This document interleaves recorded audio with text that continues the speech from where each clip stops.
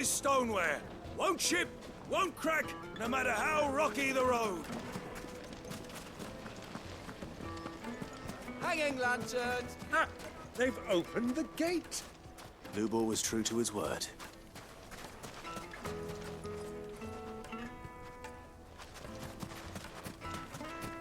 Well, make our way back to the Fang.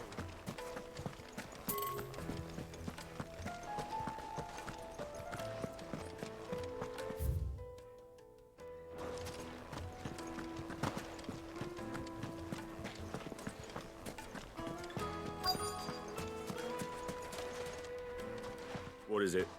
I'm in no mood for chatter. Sorry. Do you mind if I ask your trade? Hunter, why? I have a question. Can you tell me what makes a good carving knife? I assume you use one out in the field. Has to be able to put up with some punishment. Can't be dealing with a brittle blade, not while I'm on the hunt. If your knife snaps every time you use it, you'll be spending coin as fast as you make it. Times are hard enough as it is. Thank you. I won't keep you any longer. All business, eh? Man after my own heart. So, a carving knife should be hard-wearing and hold an edge. Hardly a revelation. Let's hope Sava had better luck. Ah, I'm not too late. What is it, Lubor? A question that I neglected to ask earlier. Where is it that you're bound? To Drake's Fang. To finish Hugo Kupka. Just as I thought. Then allow me to share a secret. Drake's Fang is currently riddled with royalists. Talmeki and Walud are allies, and as you have seen, their soldiers work hand in glove. But no nation has ever before allowed a foreign army to make a barracks of its holiest of holies. Not by choice, at least. And there's more. My man on the inside of the Fang has failed to report for several days. I fear there may be more trouble lying in wait for you on the road ahead.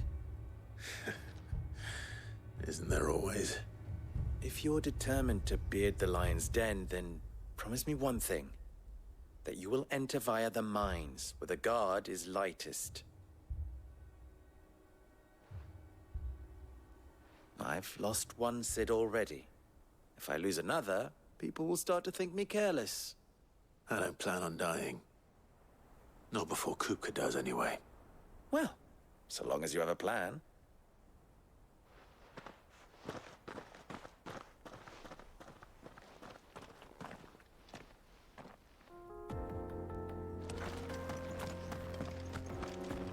Drake's Fang should be just beyond these springs. Shall we press on?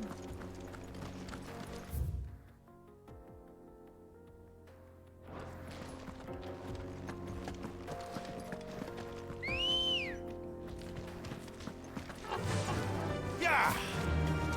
Come on, girl, the gate's open now.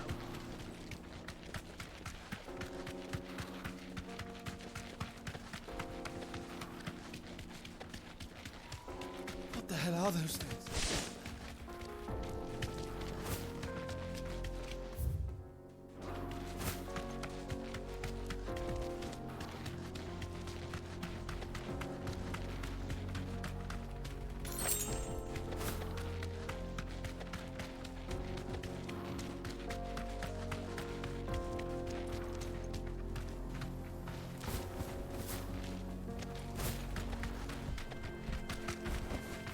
Thanks, Gal.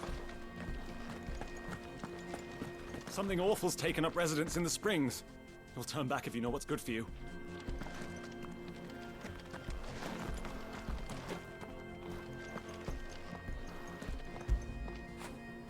Now feel good, boy.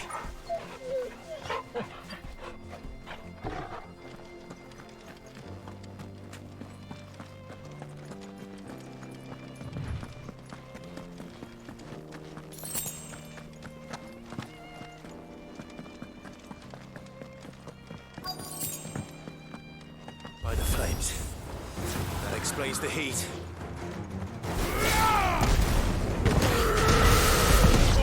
Kill!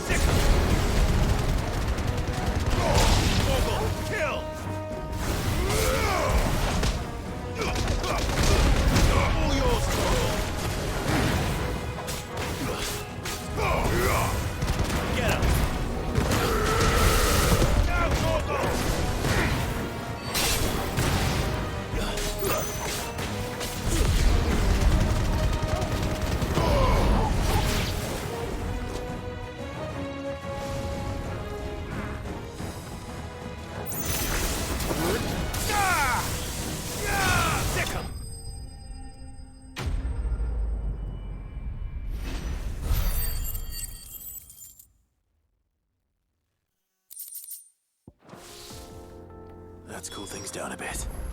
Let's hope it's enough to keep the baths from boiling.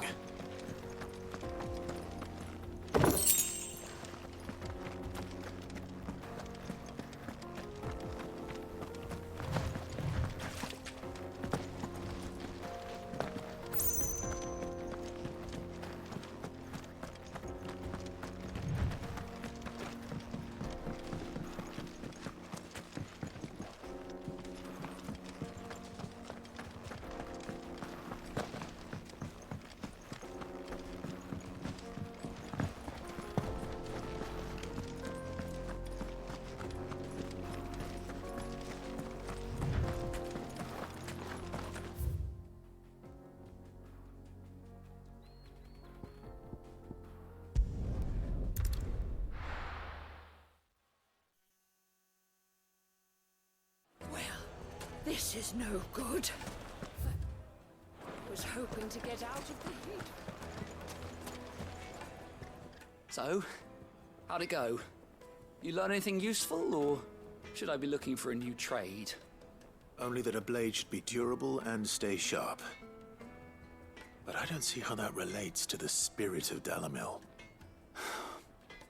I didn't have much luck either. All the cook said was that he needs his knives to be light. Too heavy and they do his shoulder in. So we're no better off than when we started. Perhaps Lubor didn't mean anything with his Dalamil remark. But that can't be right. I've bandied enough words with the man to know that he chooses them carefully. No. We must be missing something. Something right in front of our noses, most likely. No doubt you're right, but I have to make a start soon. I can't put off making this knife forever. Agreed. Lubor wouldn't like that much. Right. I've been trained to work iron. The cheap stuff, mind. But it's hardy enough if you don't hammer it too thin, and it sharpens up nicely with a bit of effort. Trouble is, it's either durable or it's light. Meaning someone is going to be disappointed. Forge Master Lubor, probably. Is there no one else you can turn to? Someone who knows their metals, perhaps? The other apprentices know better than to help me with my test.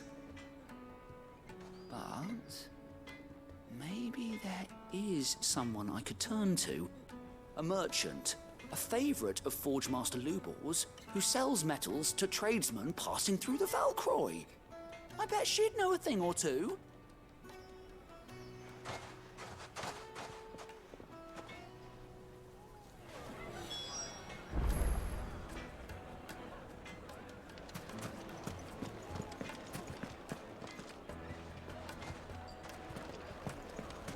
Is it true what I'm hearing?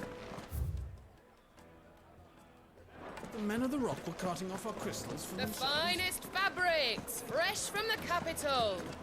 Take a sniff, good sir. Kneaded to a silken softness. Plates and pots! There he is. And masons! Man, I was hoping we'd be seeing you again. The baths grow more bearable by the moment. It won't be long now before we are back to business as usual. I'm glad to hear it. Now, tell me this. What did you find at the terraces? What threatened to make me a pauper? Not what I expected, that's for certain.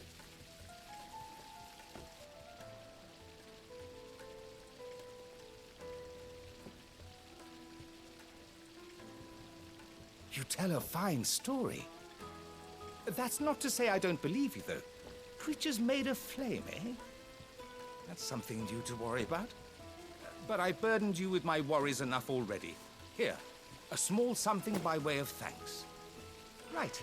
It's high time I got back to work. With a little luck, the day might yet be salvaged.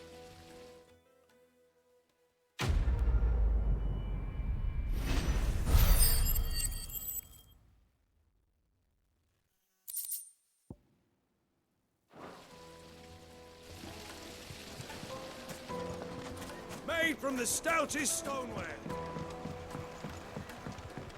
Fresh bread, warm Light from the the oven. dark.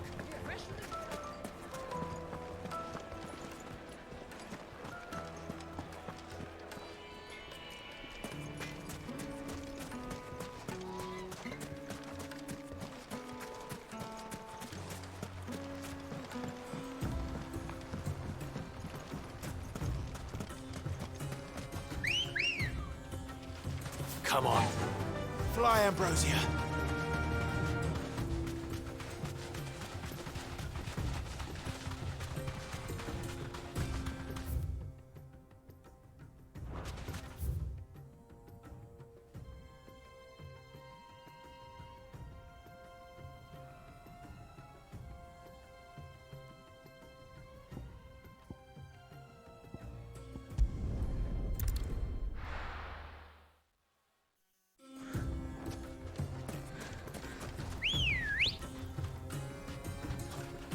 Good girl. Faster!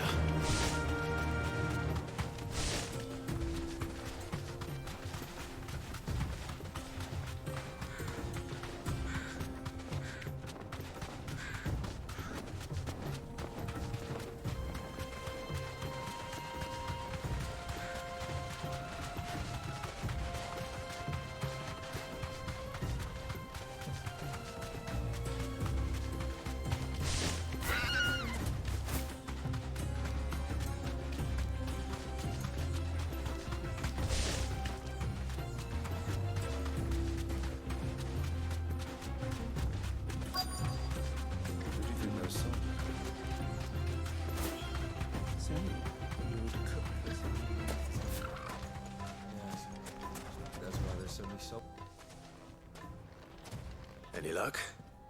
Or will you be needing help with your bags? Well, I asked her, but... Oh, you tell him. If you're looking to make a knife that will impress a master like Lubor, there are options. They're just not that viable. Featherlight adamantite knives will get passed from generation to generation, never needing so much as a lick of the whetstone. But adamantite ore is unique to ash, so it doesn't come cheap. And it's beyond my skill to handle. Unique to ash. Are there any materials unique to Dalamil? Something which could be mixed with iron to refine it. Make it lighter. What are you getting at? You said that Lubor trained you to work iron. Then that's what he'll expect you to use. But he would have known that it would either be too heavy or too brittle for a carving knife. Perhaps his Dalamil remark wasn't a riddle, but a hint. If it's cheap metal you're using, then there's always limestone, I suppose. Folk first settled Dalamil to get at her mineral deposits. And, if you know the trick, it can be melted down in the furnace to drive out impurities from low-quality iron. Bloody hell! That must be it! I don't suppose you know the trick, do you? It's hardly my speciality, but I've been around enough blacksmiths to know how it works. Looks like I've got some learning to do. Clive, I hate to ask after all that you've done for me, but... The limestone? Fine. I can hardly abandon you now. Besides, I want to know if this is the answer to Lubor's little riddle. I can't thank you enough, Clive. You'll have no trouble finding limestone over in the terraces. The place is bloody made of it. Then I suppose I'll meet you back at the forge. Right you are. I'll see you shortly. So, do you crush it up, or just throw it in the furnace?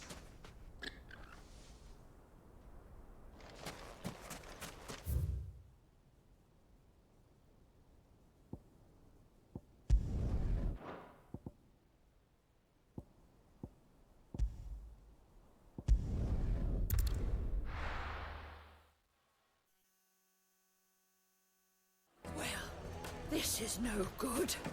Is it true what I'm hearing? The finest fabric! The most fragrant herbs and Fresh bread, warm from the oven. plates and pots! Hanging lanterns, keep it up!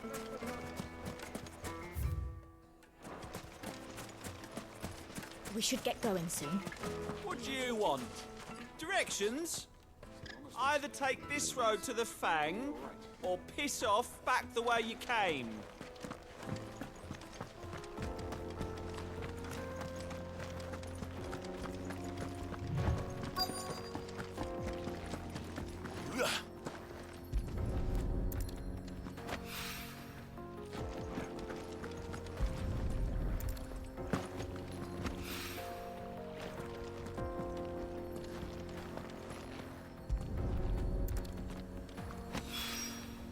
One rock looks a lot like another. But hopefully this is what Sava needs.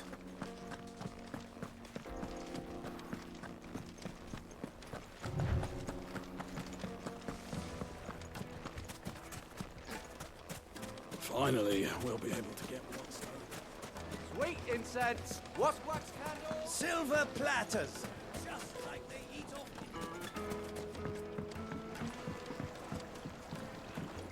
Needed to a silken Juiciest meat. It would make a fine gift for your beloved. My carpets have pride of place in.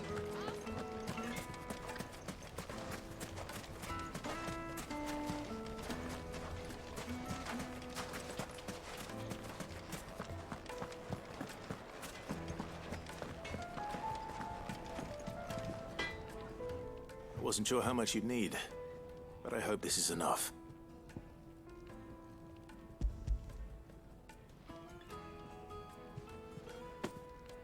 You are one of the good ones, you know that. You and that merchant both, she's got quite a gift for teaching that one. Now, time to see if limestone is the secret weapon we were hoping for.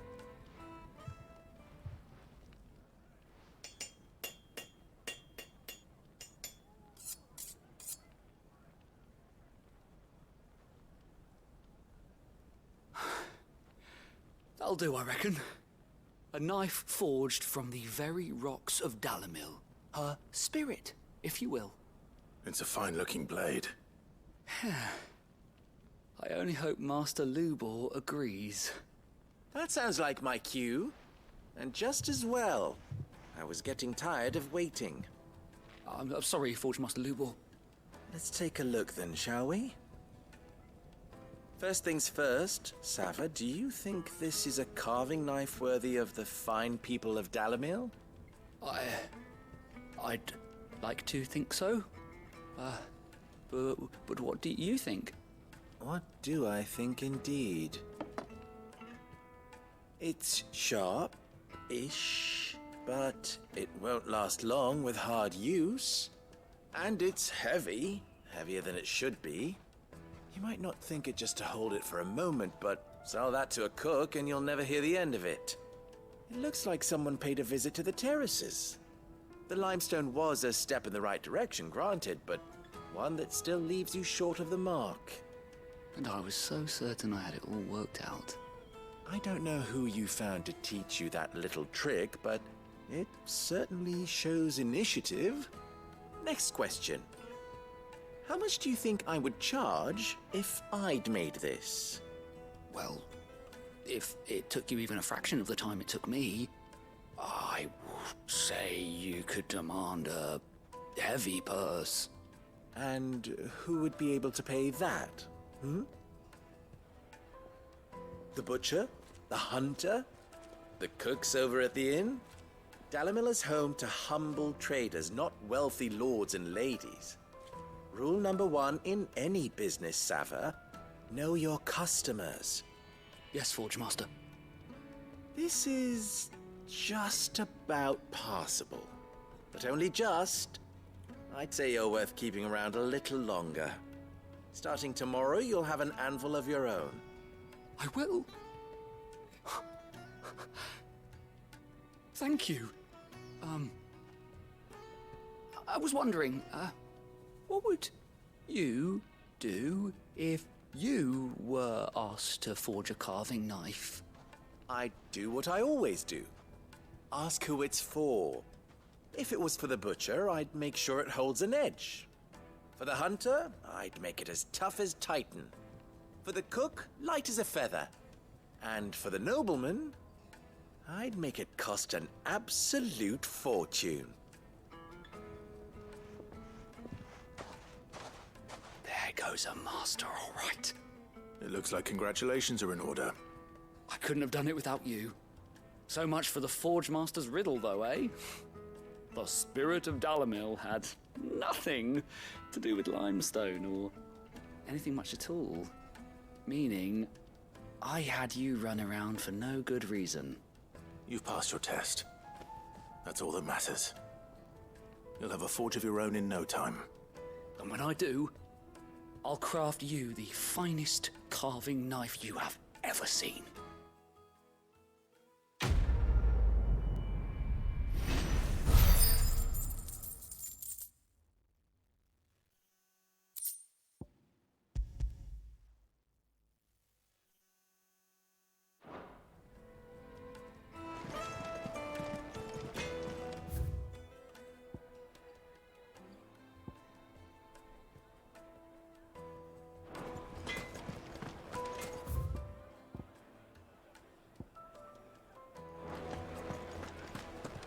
The finest fabrics! Fresh from the... Light, meat and dark. Fresh from the... Made from the stoutest stoneware. Hanging lanterns, keep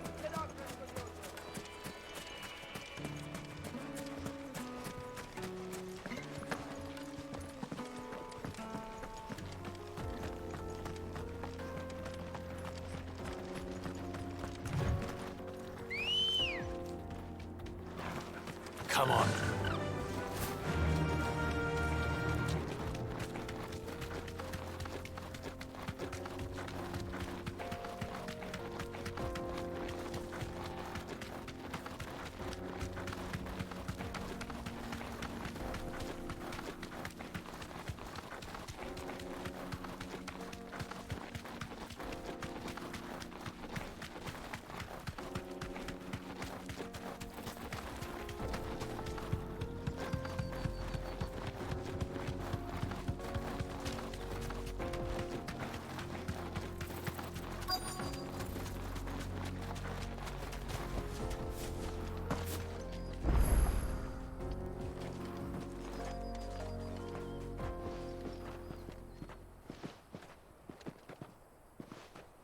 There it is.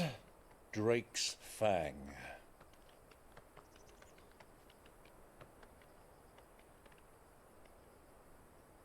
Kupka will be hiding inside. Along with goodness knows how many guards, all on highest alert. You'll need to keep your wits about you if you're to reach him. So be careful. I will, Uncle.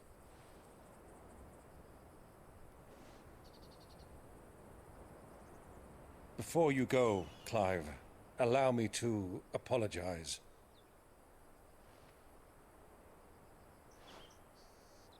After what befell at Phoenix Gate and the crisis that followed in its wake, I fled. I retreated to my counting house and danced attendance upon the vicereine in the hope it would bring me favor.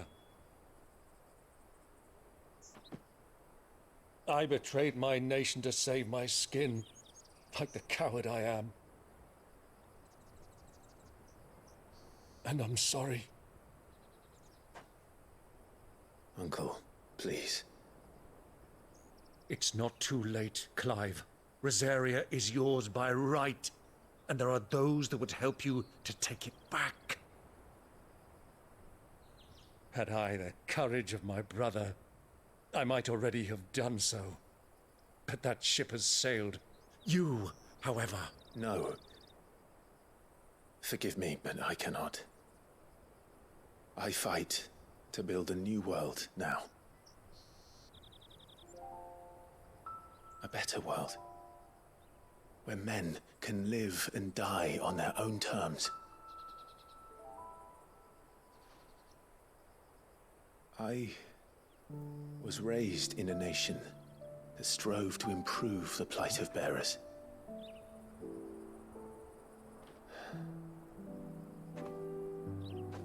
Only later did I realize that spark of freedom did not arise by chance, but was kindled by my father. You would see me follow in his footsteps. And that is exactly what I mean to do. Not by ruling Rosaria, but by extending his ideals to the whole of the twins. Though every soul in the realm may judge my actions heresy, I am certain my cause is just. You really are just like him, you know?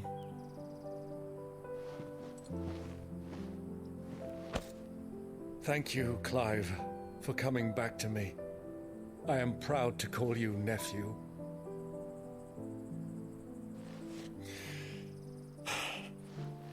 Well then, this is where we must part ways.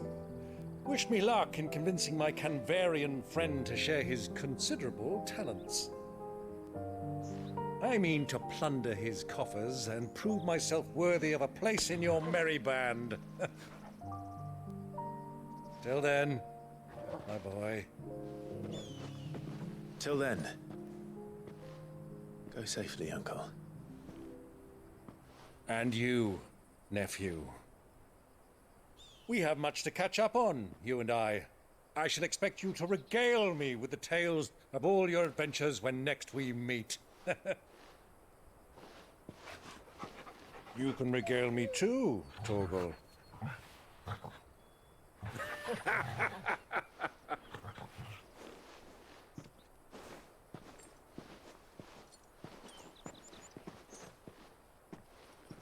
I'm coming for you, Kupka.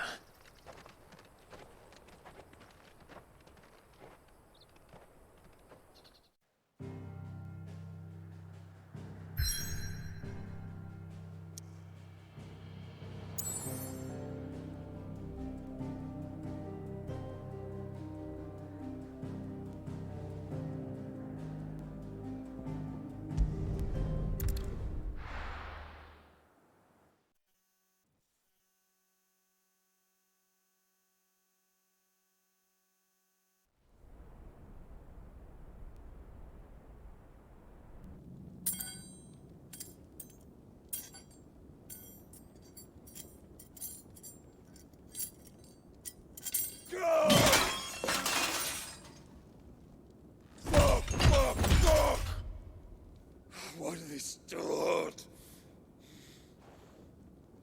What has that gutter rat done to me?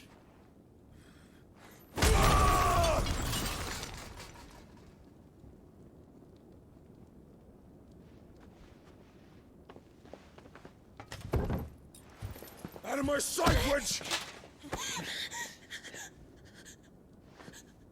I'll kill you, Rossfield! I'll rip out your heart! I'll tear you limb from limb! Peace, Hugo. The table shan't hurt you any longer. He sought to humiliate me. Me! If you hadn't interfered, he would be dead! You truly believe you would have triumphed had the battle continued? Titan would have ground him into dust! And how would he have done that without his head? Shut up! You weren't strong enough, and you call yourself a dominant. Or rather, you did. You mock me, Harbert.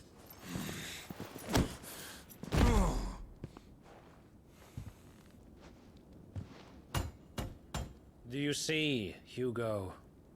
You are weak. Fuck!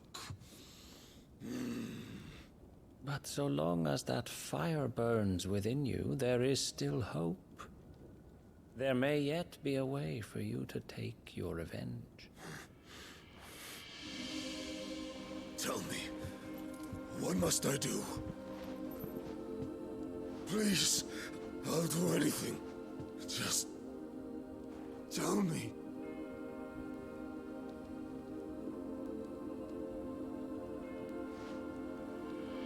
The heart. What of it? A Mother Crystal's heart is the most concentrated source of ether in all creation. Perhaps you could take advantage of that. Of course, the crystal would not yield her blessing to any ordinary man. But then, you are no ordinary man, are you, Hugo? Clive Rossfield stole your power, but others have suffered a similar fate, and still managed to find the strength to conjure their icon. Like Benedicta Harmon. She too drank of the ether and gained a power beyond human understanding. She did.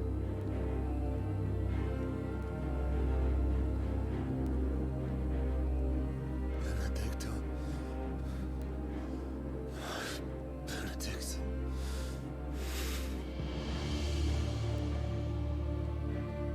I'll do it. My love. I'll avenge you.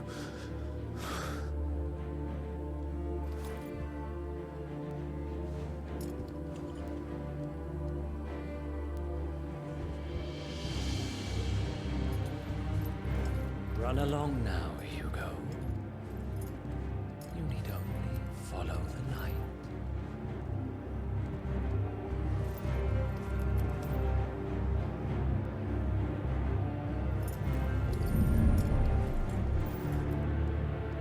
Muthos is here.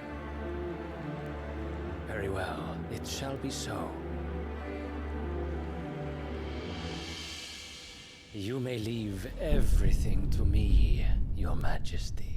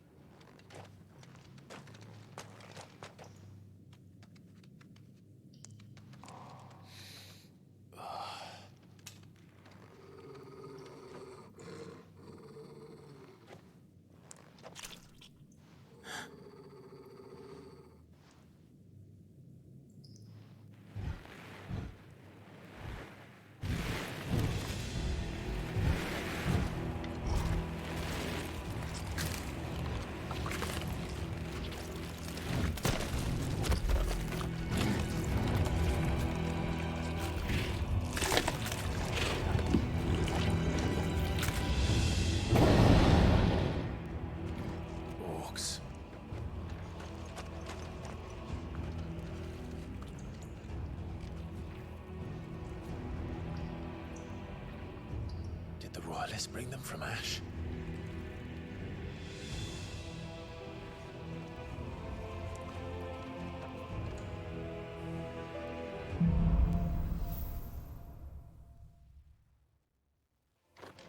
Are the Beast then part of the Waluda army now?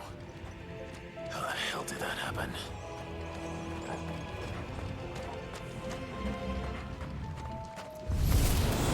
They've spotted us. We've been to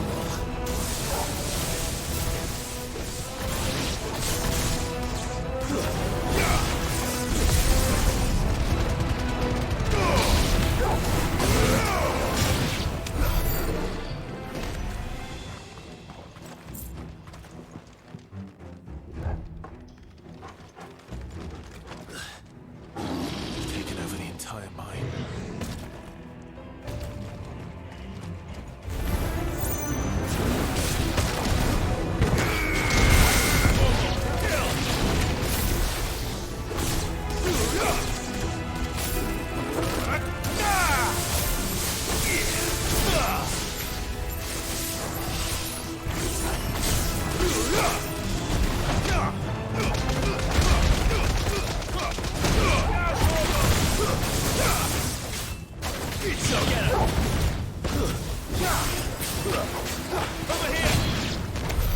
So much for the men of the Rock.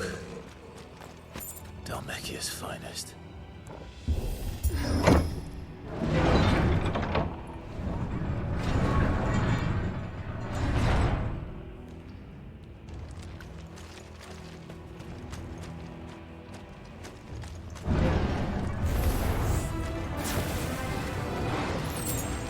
This one.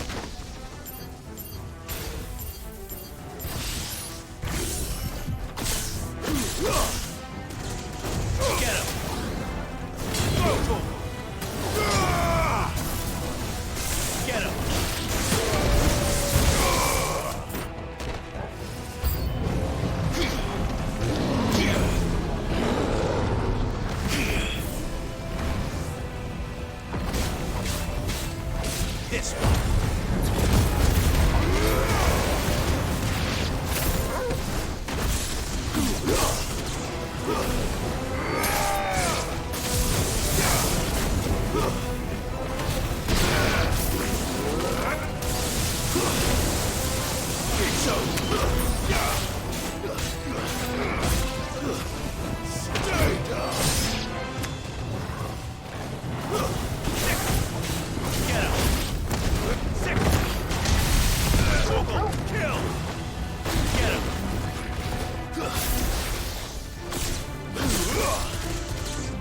Over here! Get him! This one!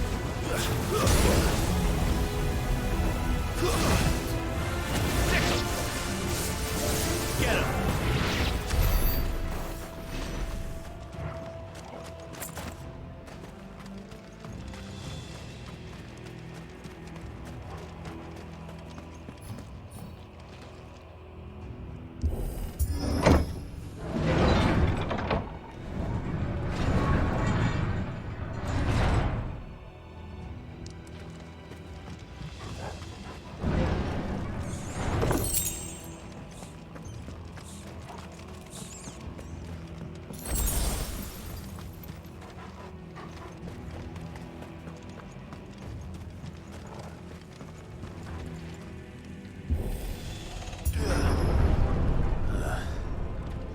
Stairs. This must be the way out. All yours, Toggle!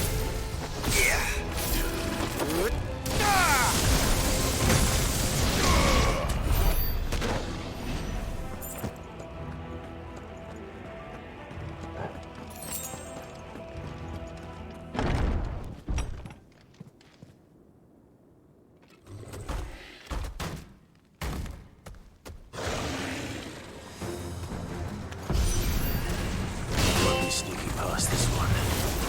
How do we get in here?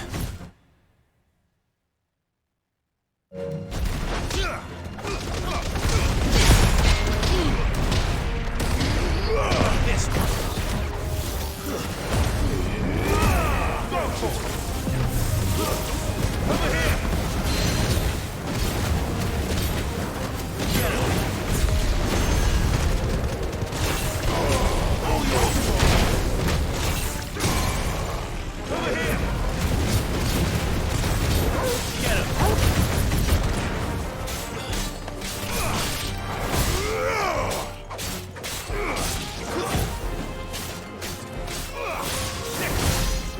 This one!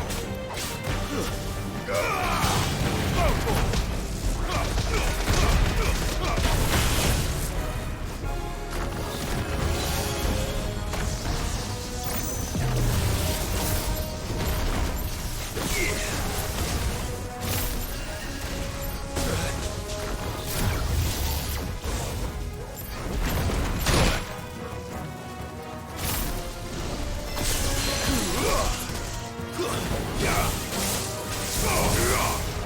Over here!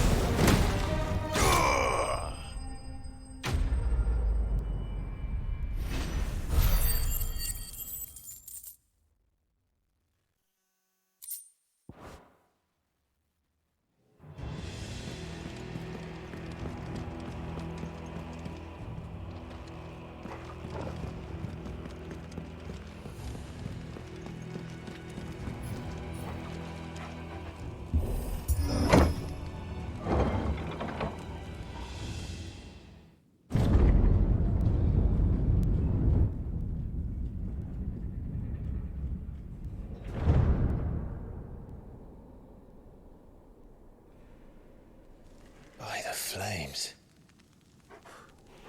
Come on, Toggle.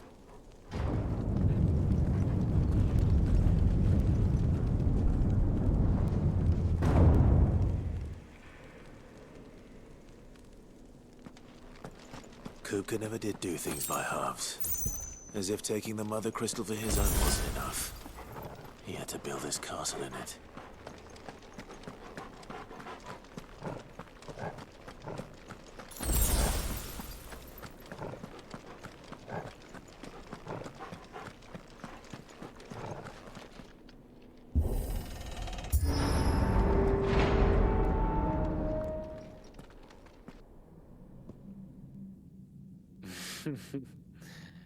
Let the trial begin.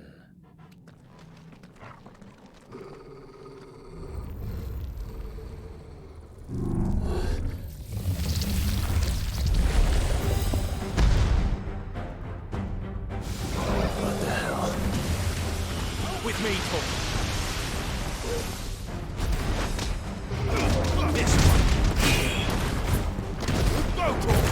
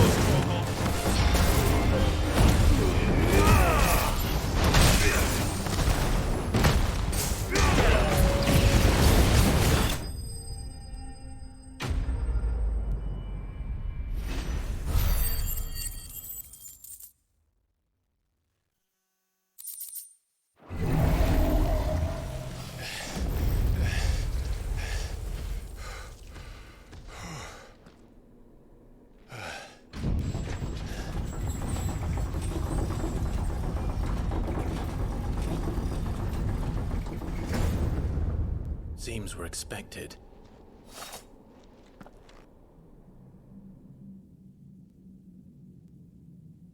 So this is the power of Muthos.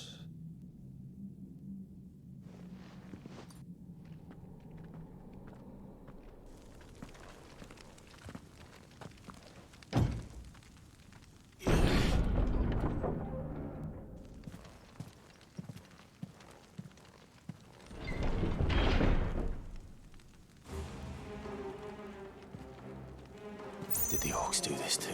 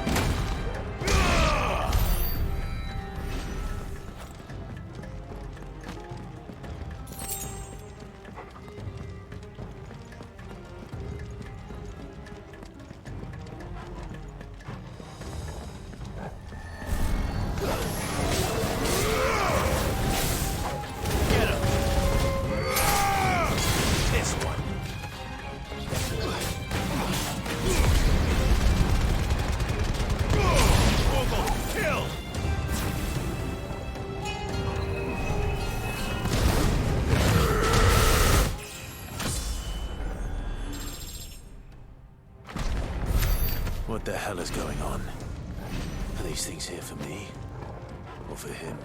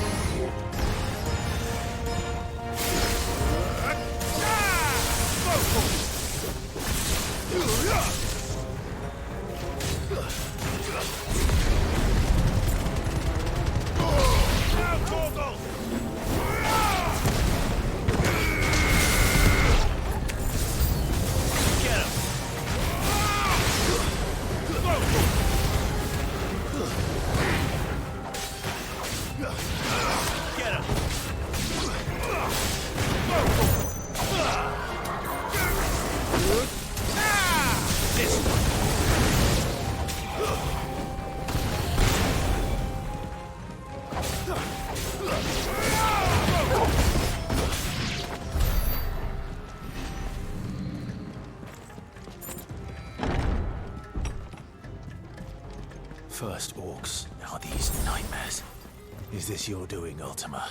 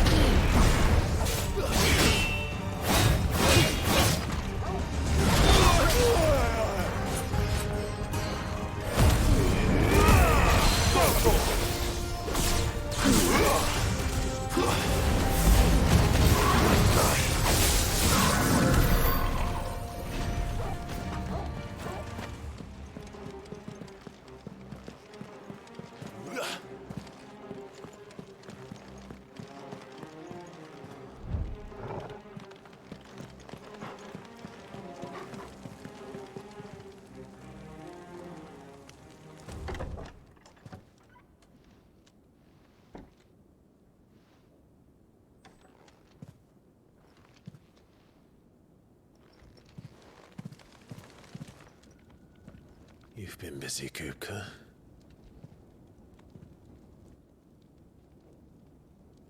But where did you go?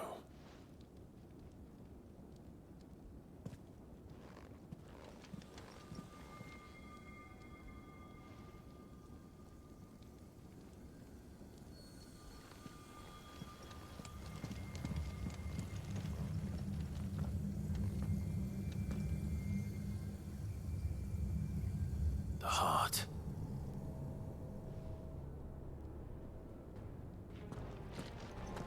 He's in the sanctuary.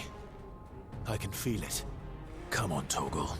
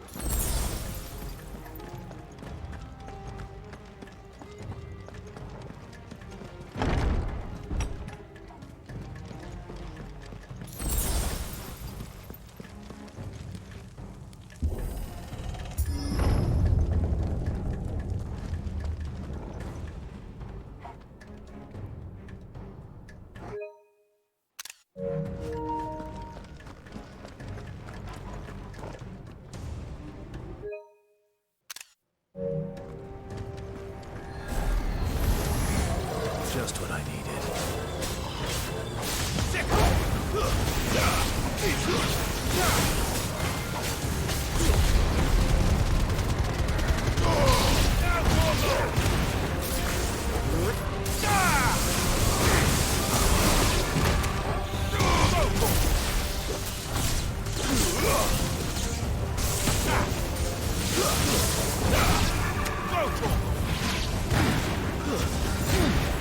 This one. Over here. This one. Over here.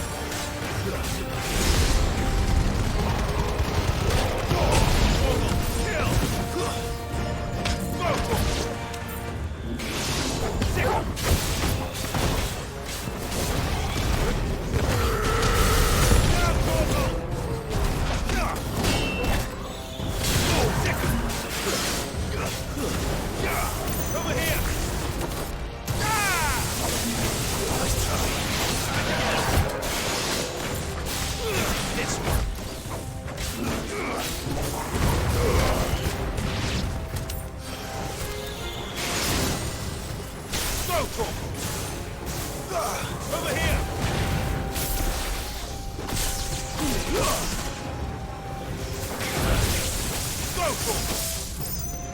Attack! Go, Torgal! This one! Attack! Go, Torgal! Over here! Go, Torgal! Sick 'em! That had better be the last of them.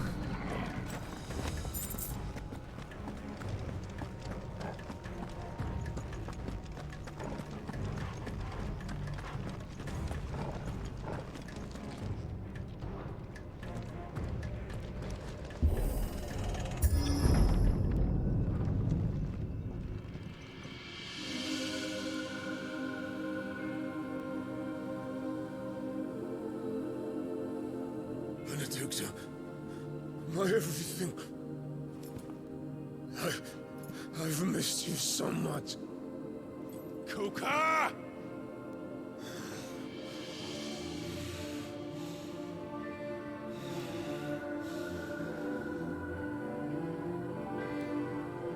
I swear to you, my love, we will never be parted again. What's wrong with him?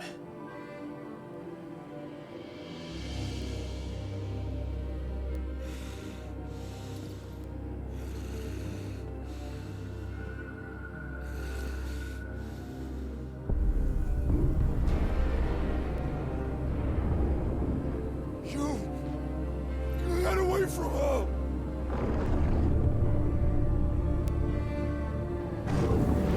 Benedicta!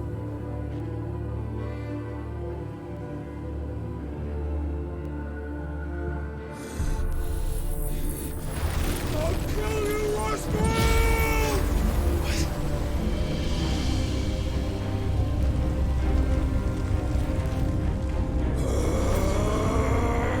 Oh shit, he's priming.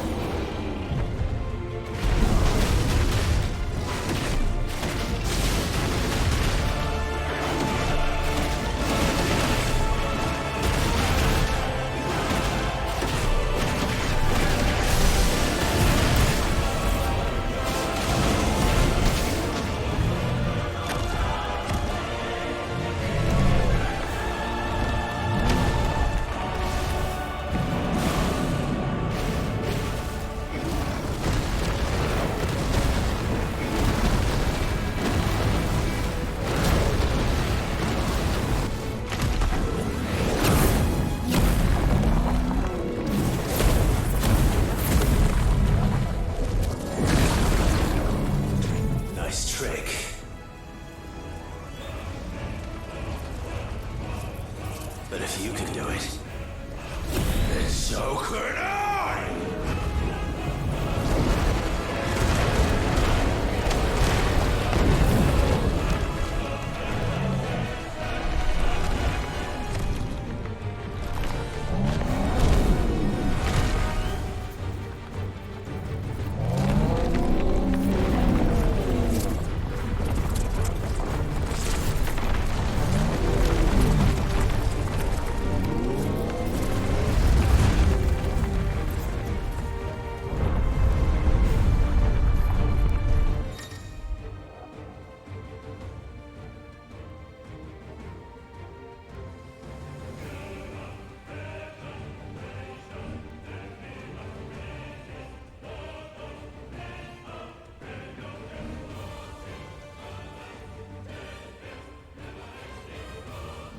Let's give this a try.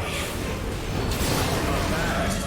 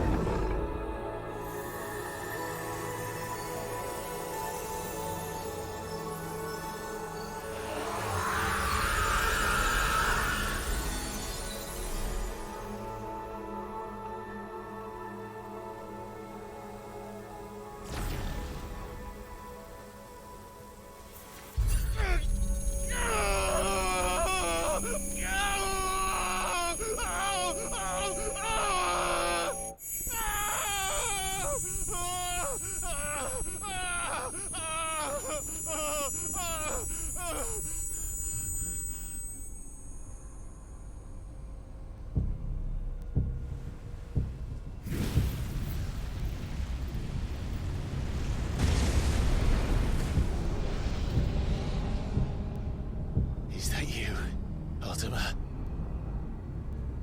What do you want? Your soul is tainted with worthless human will, yet your thirst for power remains undiminished. With every sip you take, you grow in strength, and soon you shall achieve perfection. I don't know what you're talking about. You will accept us, Mythos. It is inevitable. You were created for this purpose, and you shall serve it. Never!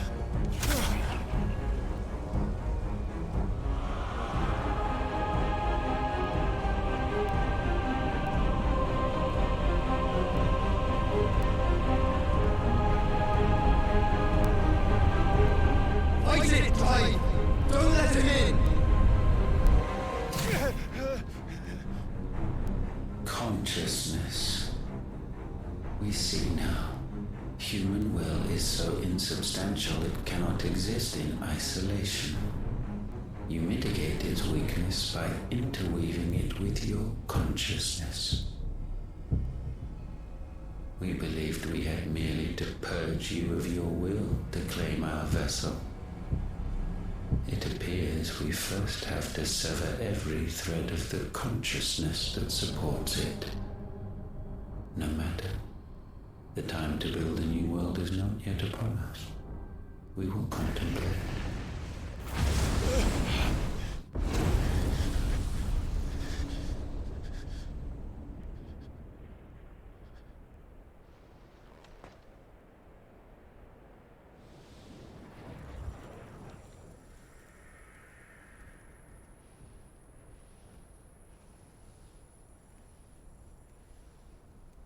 Thank you, Joshua.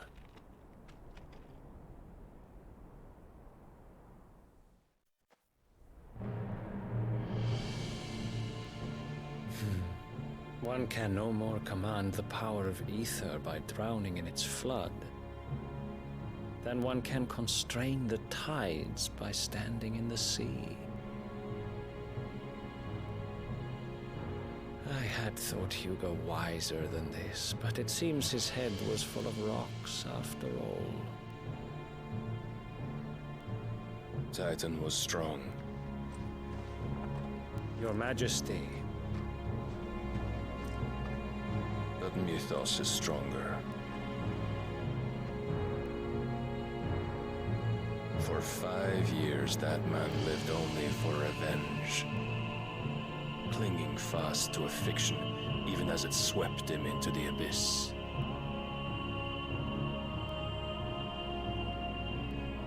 One cannot change one's nature through force of will alone. Only the Almighty can do that.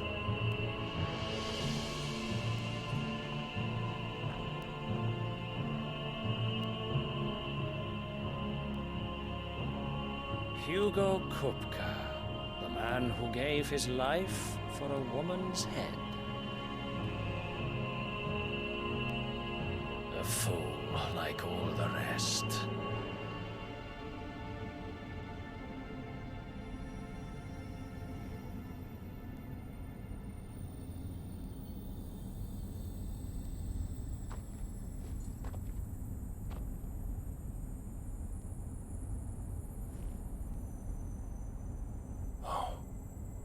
That the death of a mother crystal should be so beautiful.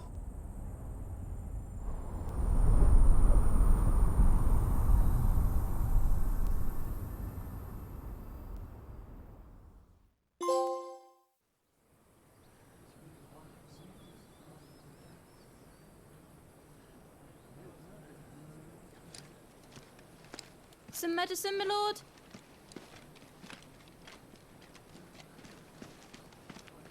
I have salves, potions, anything you need. Stop bothering me, urchin, or you'll feel the back of my hand.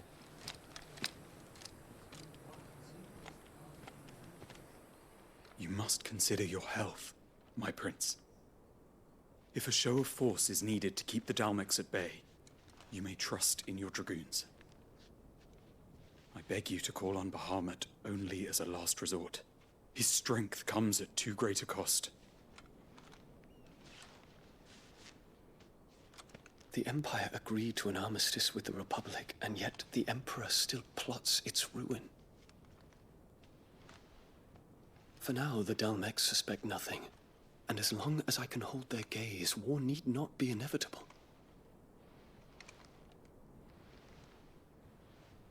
But more than that, Bahamut is the champion of the Empire. When our people look to the heavens, the sight of him gives them hope.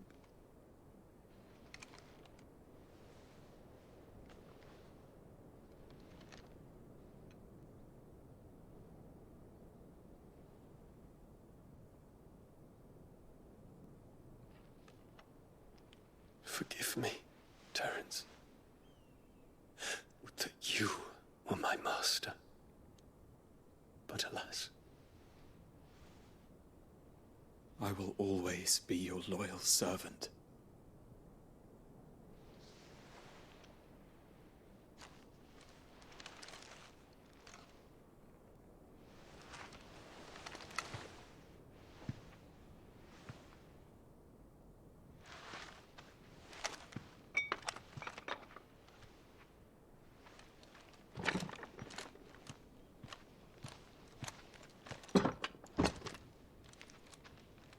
Should the Council's brazen maneuvering prompt the Republic to tear up their own treaty and launch a new assault, our soldiers would advance to meet them, cutting across the Central Isles, but not in time to prevent their forces from breaching the southern defenses and storming Twinside. And so the capital would become a battlefield. Thousands of innocents would die. I cannot allow that to happen. There is one small mercy, at least. You will not be forced to do battle with Titan.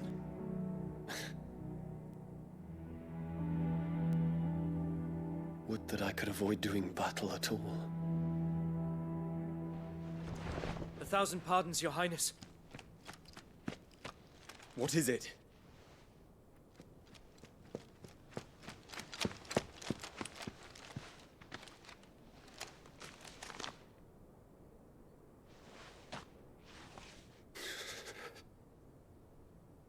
Olivier has been made Emperor. What is the meaning of this? My father's orders. What were they? Quickly! Yes, Your Highness. His Radiance requests that Your Highness maintain position here and... Ah!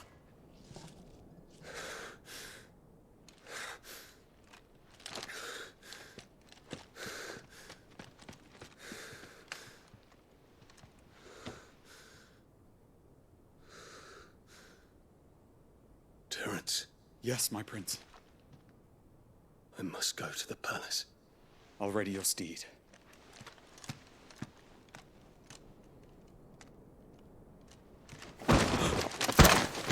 What is it now?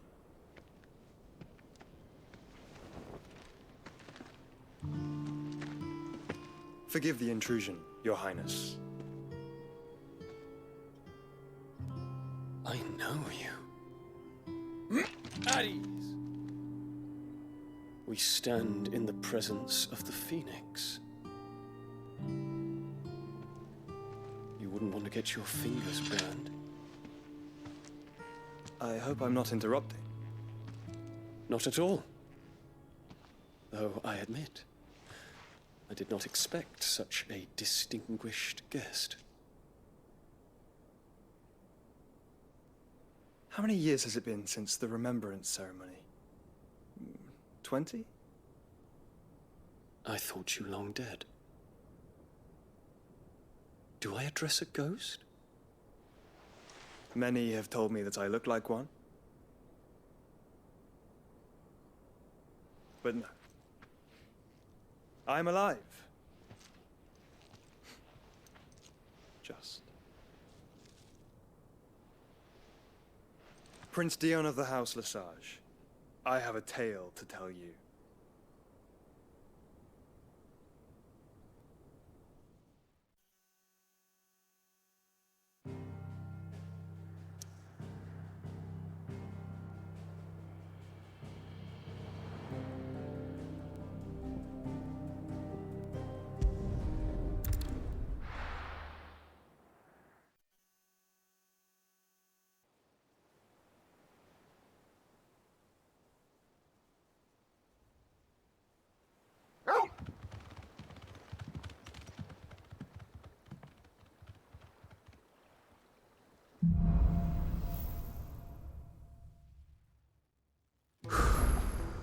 I'd better give Otto the good news. Walkways need Come on, patching up. Sid. Give me 50 good boards, 8 span each.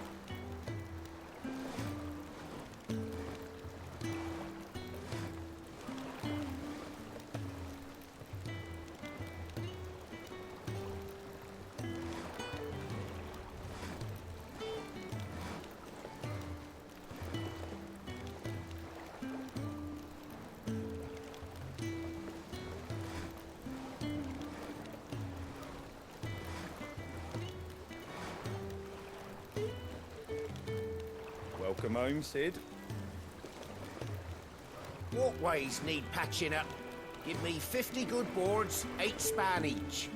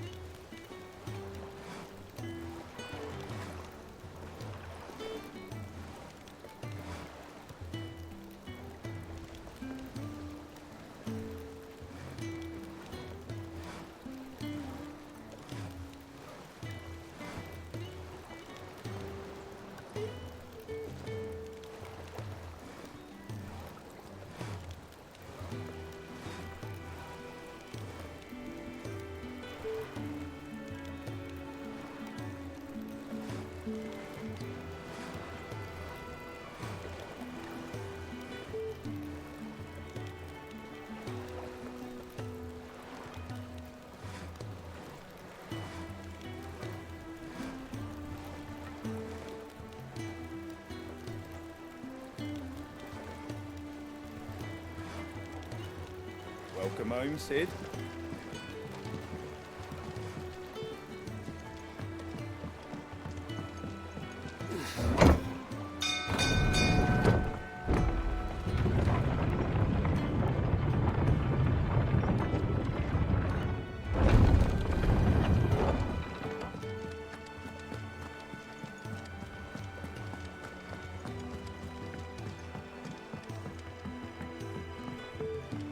We're seeing troops amassing at every border crossing.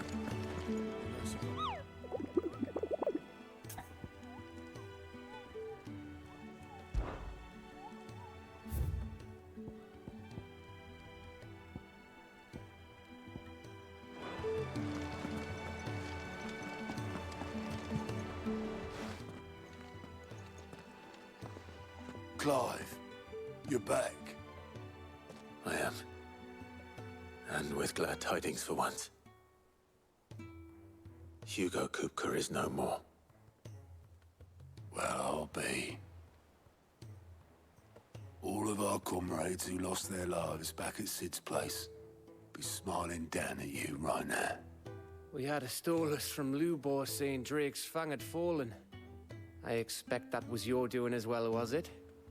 It's a long story. One for the history books, I'll bet. Welcome home, Clive. It's good to be back. You look better. I feel it. Which means I'm coming on your next little adventure. You're not leaving me behind again. Wouldn't dream of it. Otto, any word on the Royalist movements since I've been away? Shouldn't you be putting your feet up? If you really want to know, go and have a word with Vivian. Thank you. I will.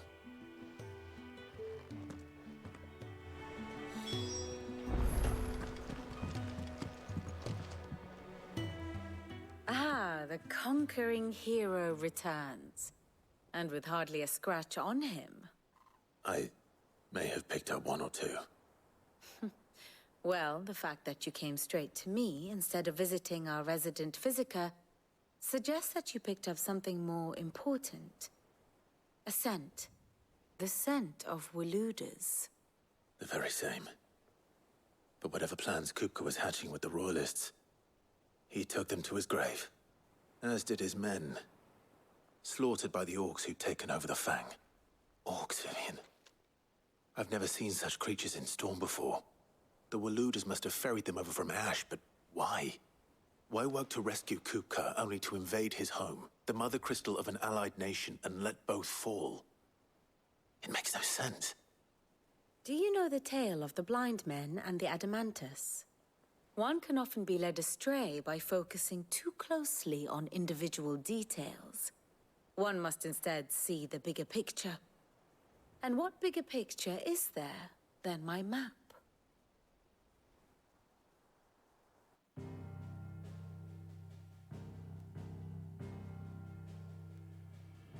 The Kingdom of Waloed claims dominion over all of Ash. It is a nation forged by the bloody conquest of Barnabas Tharm, the dominant of Odin. The Canvarian War of Independence in 849. The Battle of the Twin Realms in 865. The Battle of Belinus Tor in 873.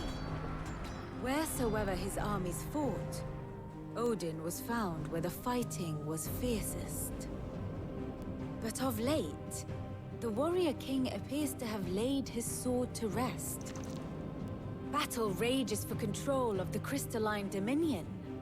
Yet Tharm sends not a single ship in support of his Dhalmekian allies.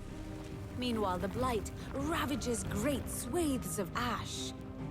Yet warlike Waloed shows not the faintest interest in laying claim to untouched lands. So why go to the trouble of sending an army of orcs into the heart of Drake's Fang, only to make no attempt to claim the Mother Crystal for Waloed? It can hardly be for lack of men. Tharm's armies rival any in the Twins. No. We have not seen the last of the Waluda standard. Odin will ride again. It is but a question of when. And on that day, who will be trampled underfoot?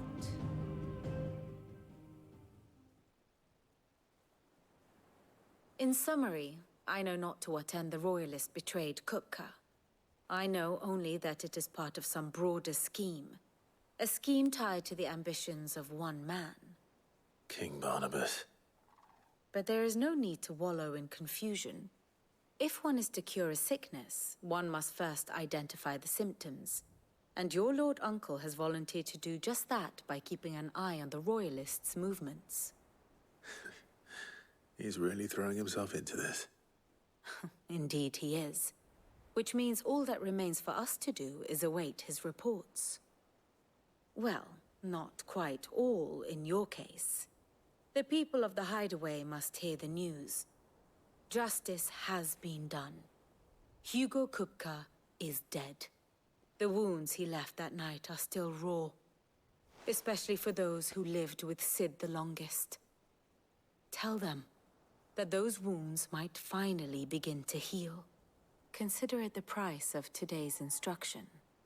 I've never known you to be sentimental. What can I say? I am only human.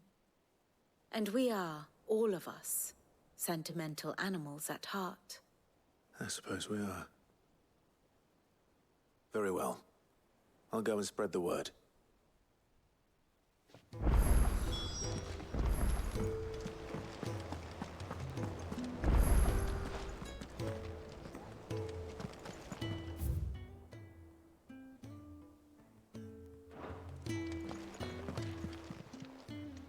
How may I help you today, Clive? Come again. I may have more for you. Clive! Here you go. Seen enough?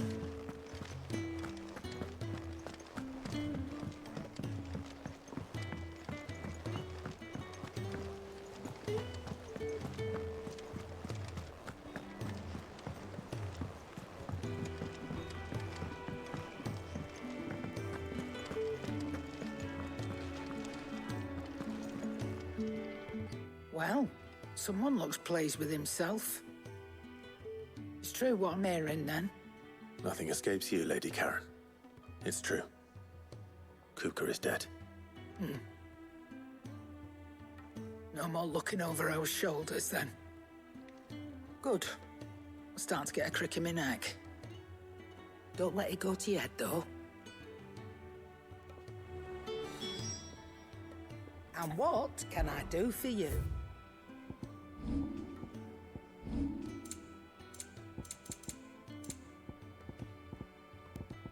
Come again. Or don't. I'm not much bothered either way. I was hoping you'd be back soon. Blackthorn, do you have a moment? What is it? I'm busy. I wanted to tell you that Hugo Kupka is dead.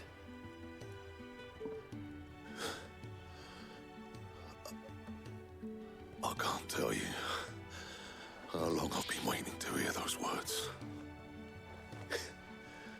This is it then. A new beginning under a new Sid. I'll try to live up to the name.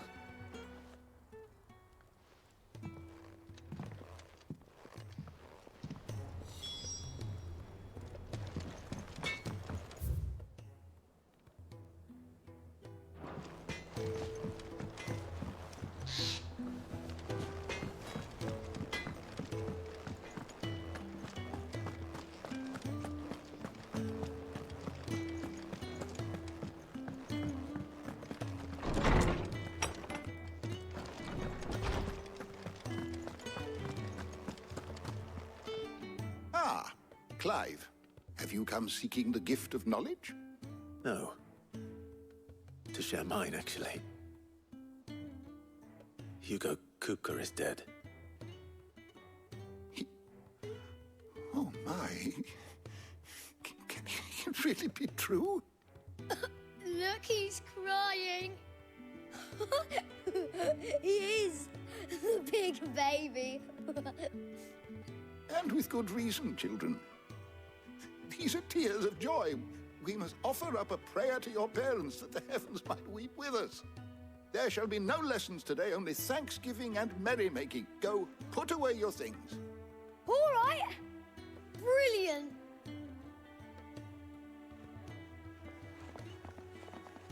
Finally, a new dawn has broken. It has. Thank you, Clive. I cannot wait to share the good news. Hippocrates. After Kuka fell, Ultima came to me. I need to know what he is. Have you learned anything? Alas, no. And not for want of trying. I have scoured nigh every historical tome in our collection and found nothing. Not even the sort of conspicuous absence that might suggest a concealment of fact. One is almost tempted to conclude that such a creature never existed. But I saw him with my own eyes. I don't doubt that you did. Alas, it seems you are the only one who has. To others, he reveals naught. We see only that which he leaves in his wake, like some terrible force of nature beyond the ken of mortal man. A bringer of death. Whether the Ultima you met with was the being itself, or merely another projection of its power, I know not. But until I do, my investigations shall continue. Thank you. It means a lot. Right. Let's see if Otto has anything else for me. My knowledge is yours. I don't believe you've read this particular chapter before. You wish to study the tomes?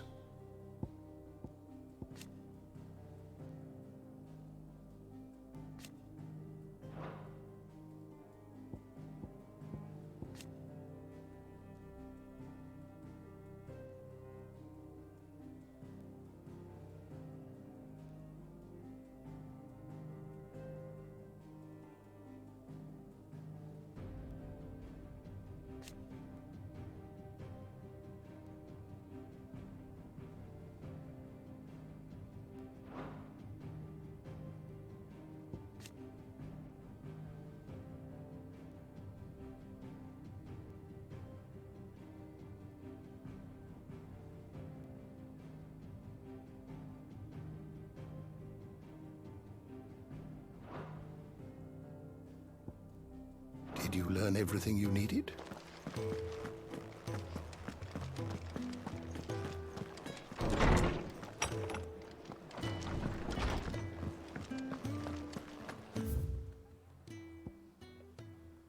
Thanks to Sid. The nobleman. The man who hurt your mother. Thank you, Clive.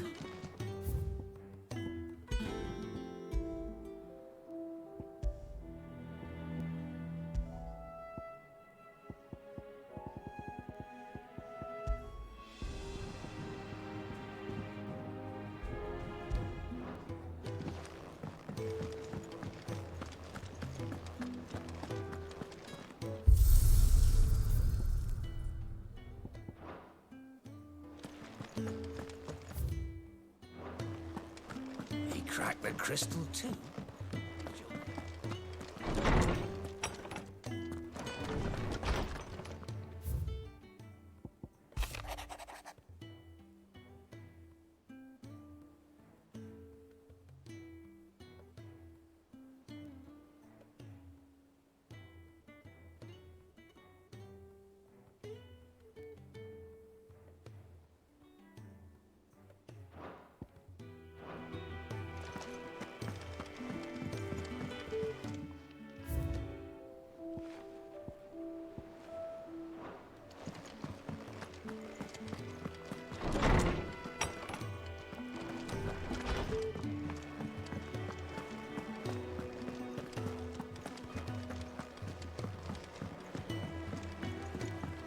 I'm telling you, it's true.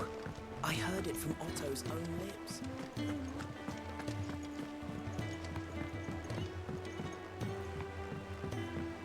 We're seeing troops amassing at every border crossing. You barely sat down since you came home. Vivian got you running errands or something? Just spreading the word.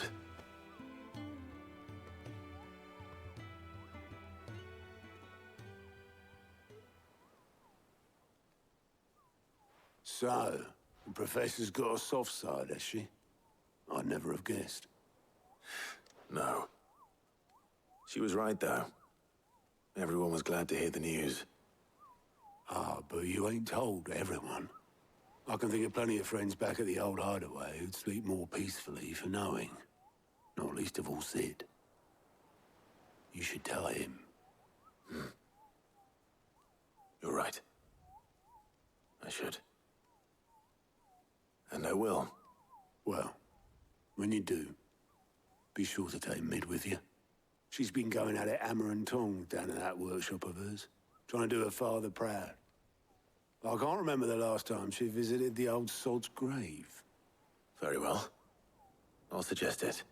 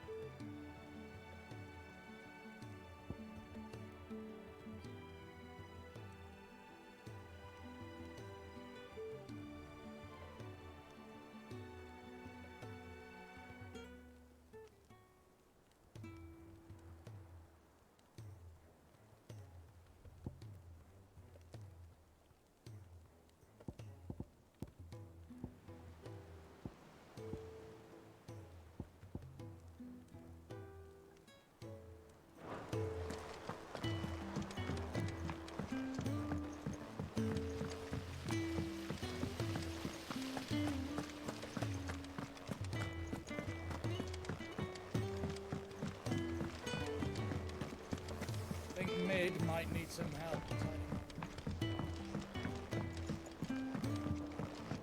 If I don't come up with something soon.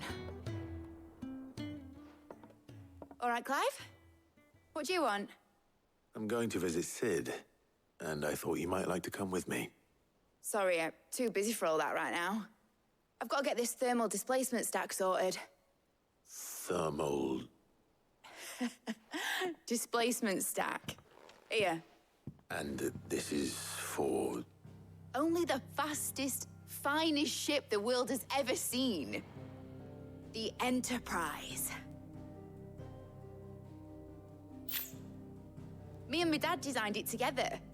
Where other vessels rely on the fickle winds to drive them through the water, ours is fitted with mithril engines.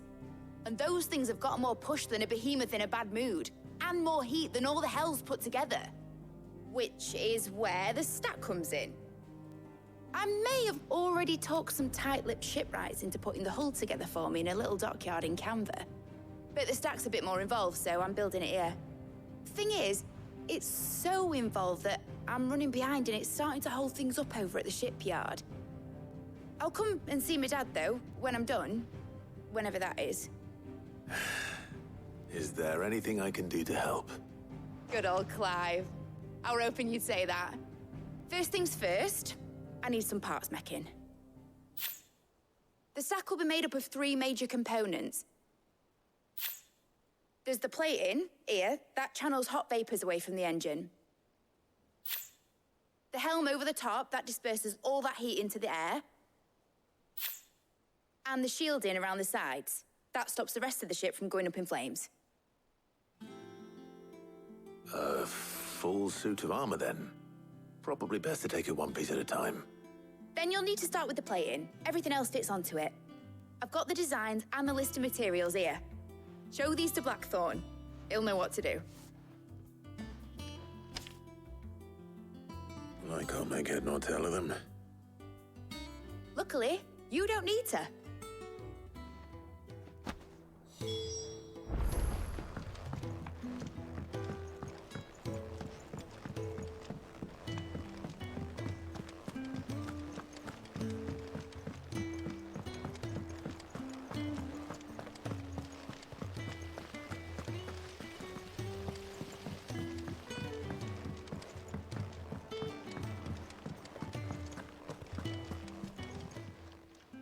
Fancy a look at the list, do you? Here you go.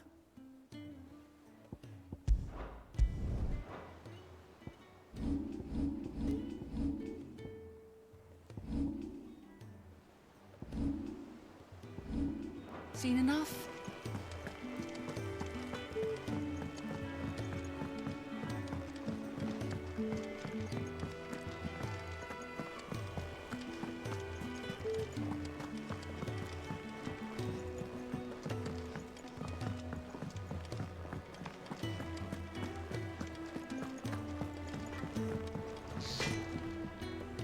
Blackthorn, can I ask a favor? Out with it. It's for Mid. This my last chance to say I'm otherwise engaged. I'd spare myself the arseache. Go on then. What is it this time? She said you would know. Here.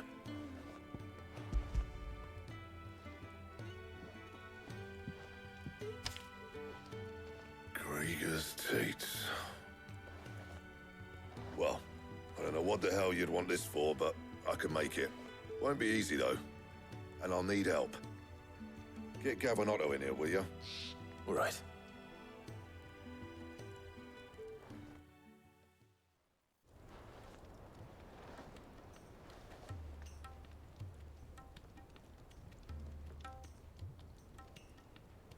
So Mid's roped us all in here again, hasn't she? Typical. Still, if that's what it takes to get her to visit Sid's grave, I'll do what I can. And, what is it we need to do, exactly? Take a look at this. It's this plating. The usual sword-grade steel won't work. We need something that can get very hot, very fast, and still keep its shape. That means an alloy. Something that won't break or buckle at the temperatures she's talking about. Which is where you lot come in. I need materials, and I've got my work cut out already. You'll have to fetch them. Now, there's a special kind of sand I'm after that you can only find out in the Velcroy. Stardust, they call it. As for the rest of the stuff, my usual supply should have it in stock. It just needs buying and bringing back here. Well, we'll get it done quicker if we split up. One of us should probably give you an hand coat in the sand. And the other can go and get the rest from this supplier. Right then. Well, make your minds up who's going where, and we can get this over with.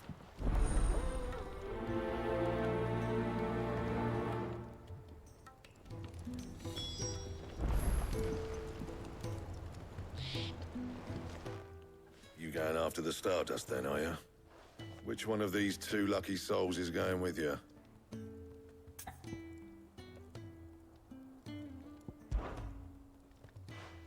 Gav, you're with me.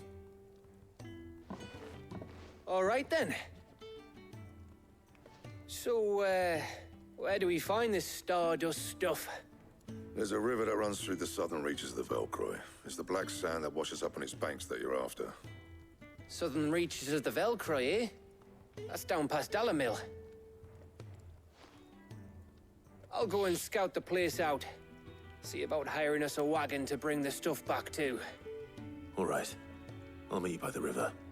While you're off having a paddle, I'll pick up the rest of the stuff from Blackthorn's supplier. Take care. You two, eh? Don't go letting him fleece ya. Fleece me? I'd like to see him try. In your own time.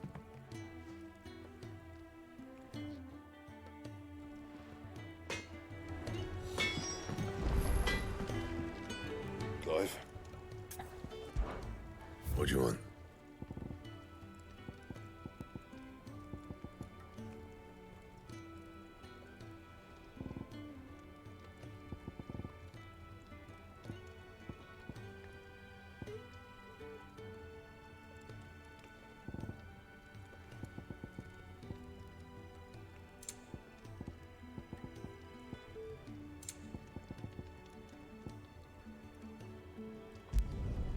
Not bad, if I do say so myself.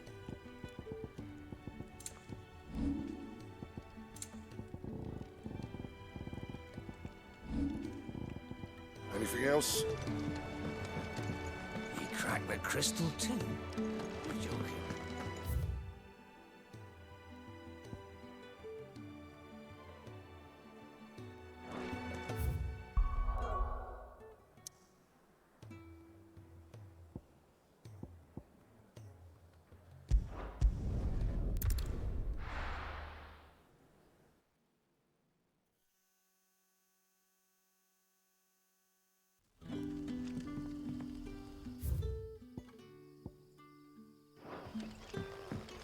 Good day to you.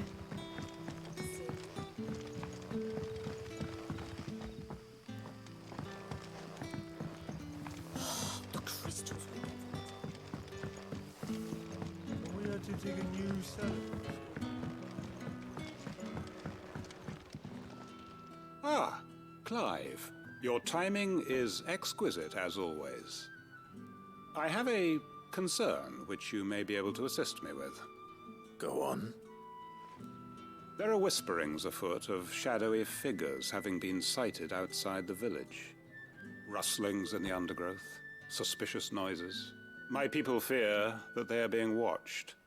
It may be no more than a surfeit of nerves, understandable in the current climate, or it may be the prelude to something altogether more dangerous. Given what I hope you'll forgive me calling your nose for trouble, I wondered if you might investigate. Of course. Excellent. You might begin by speaking with the good citizens of Lostwing. Listen to their tales, and make what you will of them. All right. I will.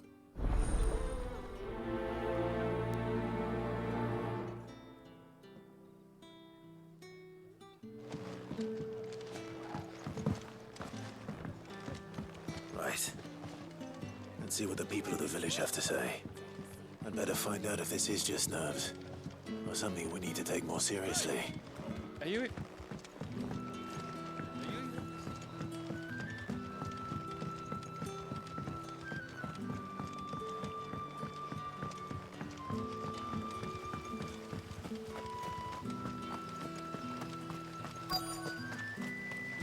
Word is the Black Shields took a hand to some...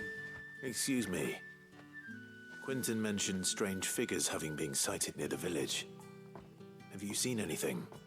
Nah, not me, Gov. I heard the rumours, though. I'm here most days, right next to the gate, and I ain't seen nothing out of the ordinary. Don't worry. Any shady characters try and slip into town this way, and I'll soon come running. And shouting, most likely. All right. Thank you.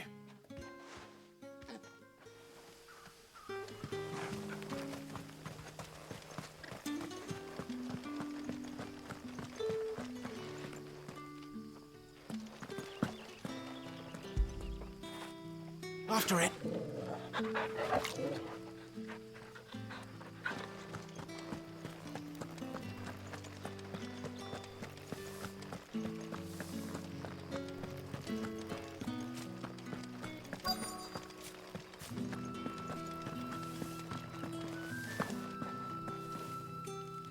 Do you have a moment?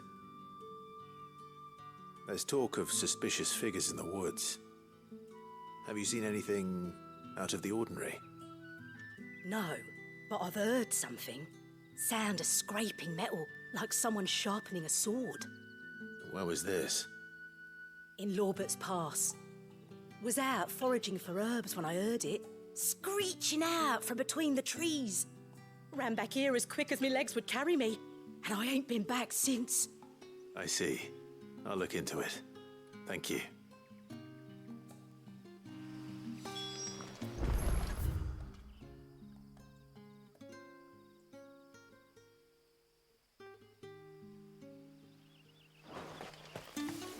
Seems Lorbert's Pass is our best bet, then. What do you say, Torgal? Shall we go and investigate? This is no time to ride.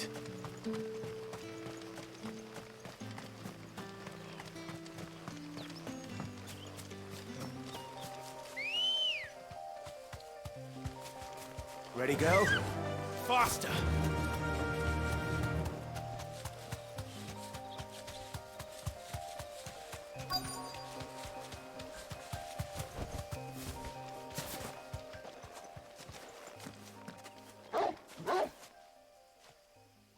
You there. Fuck! He's seen us. Get them before they escape! Black Shields. Here. What the hell are you doing here? What is it to you? What would we give a damn? All that matters to us is that you don't leave here. Over here! Feel her majesty.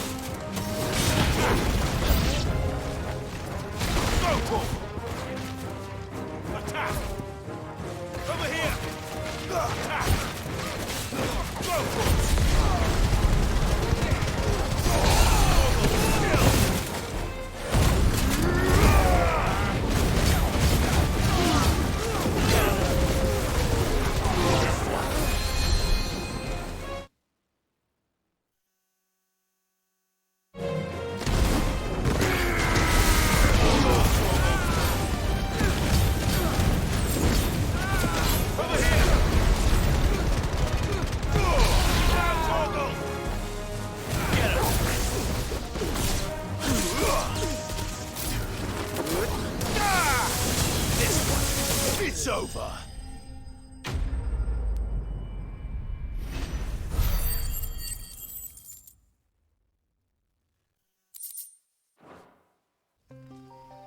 Why were they here? Are they planning an attack on Lostwing? I need to warn Quentin.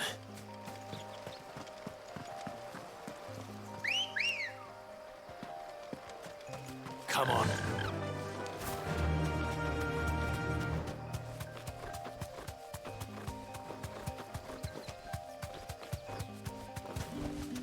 That'll do, girl.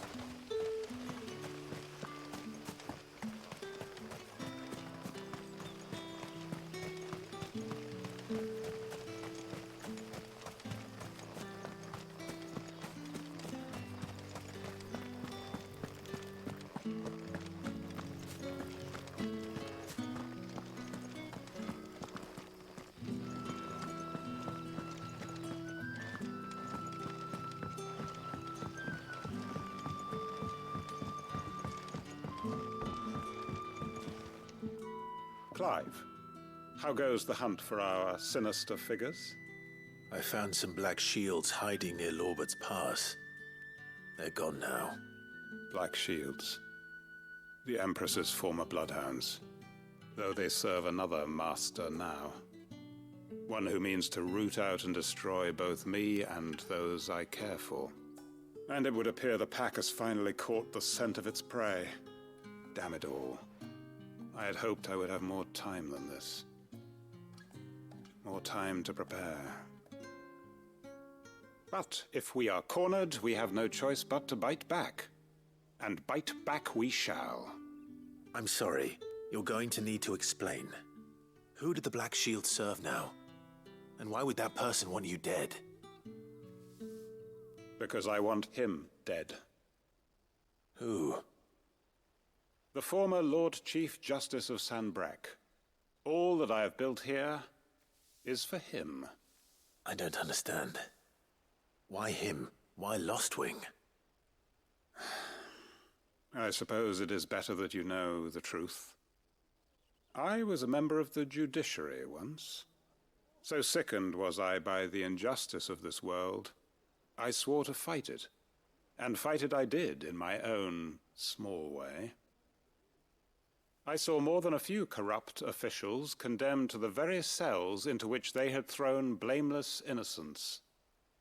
Men to whom the law was but a scourge to turn against the powerless. And throughout, it was the Lord Chief Justice who backed me, who was my one true ally in the quest to see justice done. So what changed? I discovered that he hunted bearers for sport. I was a fool to think he shared my hatred of venality and vice.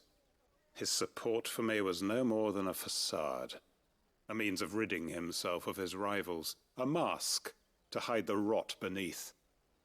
I filed suit against him immediately. His response, however, was rather more visceral. He had my entire family slaughtered. And he faced no punishment whatsoever. I lost everything. My loved ones, my livelihood, my position, the faith I had once held that any modicum of justice might be achieved through the courts. So I set about enacting my own. I tracked down every soul who served him, and slit their throats myself. But the man himself proved an altogether more difficult target. With money and power come protection. And so I saw that I would need an army of my own. I came here to Lostwing and began recruiting like-minded individuals. And everyone here knows this is why you do what you do. Of course. They too have lost loved ones to the bearer hunts. Seen faultless friends sent to the gallows to spare the guilty. All under the watchful eye of the Lord Chief Justice. Our wounds are the same. And our cause is the same. We are comrades. And our revenge is already in motion. We know where he hides, how numerous and well-trained his guard. What we did not know until now, however, was that his plans may already be in motion too. Quentin. Our time is short. He may move against us at any moment, unless we move against him first. My friends and comrades, it begins. Make ready for war.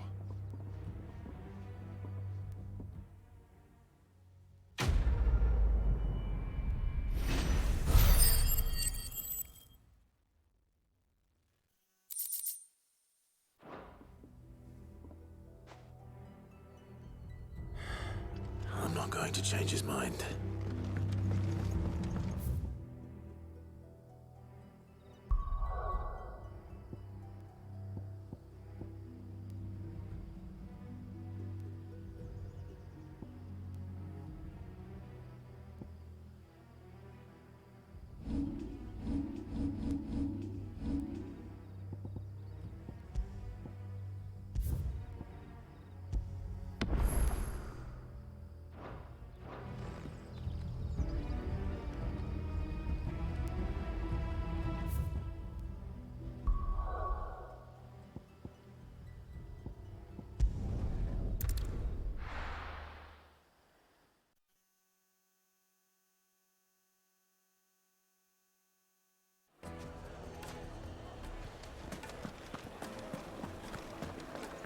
The finest The most fragrant herbs and... There'll be no one to man the shop. Gone, just like that. And without so much as a by your leave. What's the matter? It's my apprentice. He up and vanished while my back was turned. I'd go and look for him myself, but I've got a bakery to run. A bakery that's now short one pair of hands. Loath though I am to rely on the kindness of strangers, I'm at a loss. Please, will you see if you can find him? I'll see what I can do. Do you know where he might have gone? I wouldn't be surprised if he was off somewhere mooning at Drake's Fang. He used to work there, you see. Poor fool left his heart in its hollow. All right. Then that's where I'll start.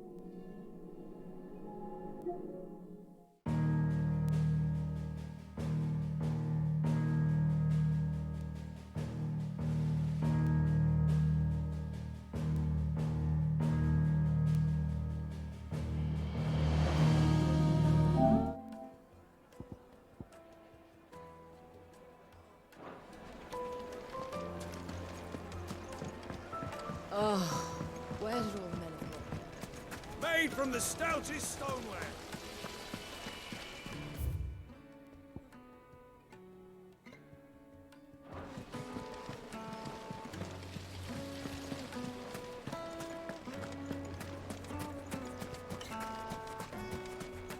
No, I'm telling you, it's gone.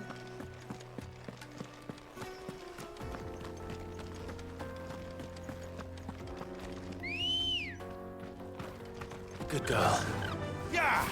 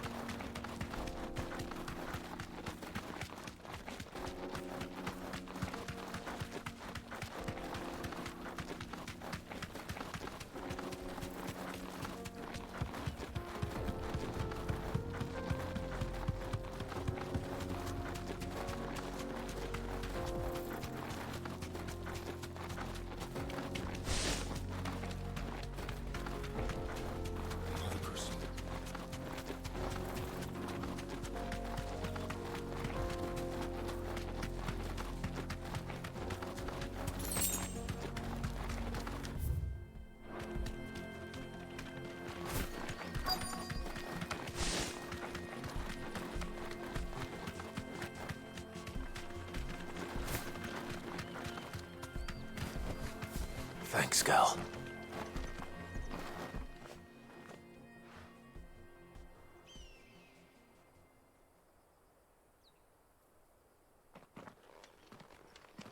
Excuse me. What do you want? The baker sent me to find you. I am a sorry, selfish sod, aren't I? Certainly not a baker.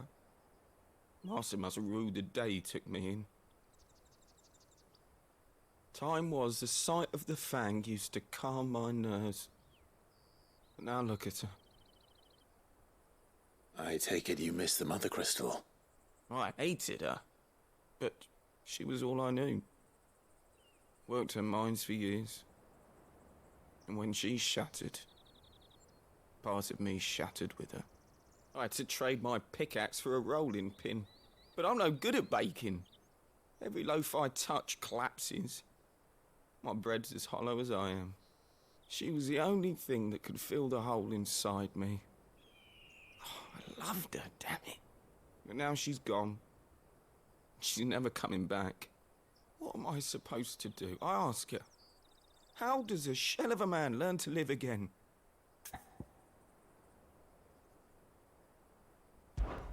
Perhaps you could express yourself in your work. If you miss the Fang, maybe you could recapture it somehow.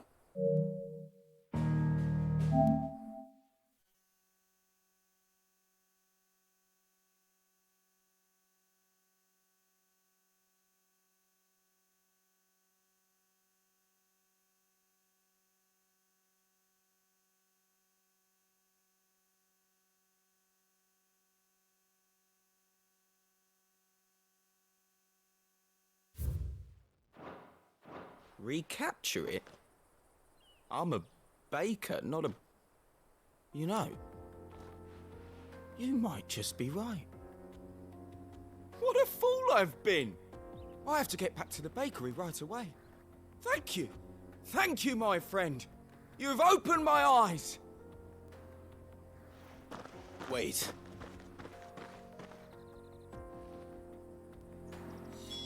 Suppose you won't be needing an escort then.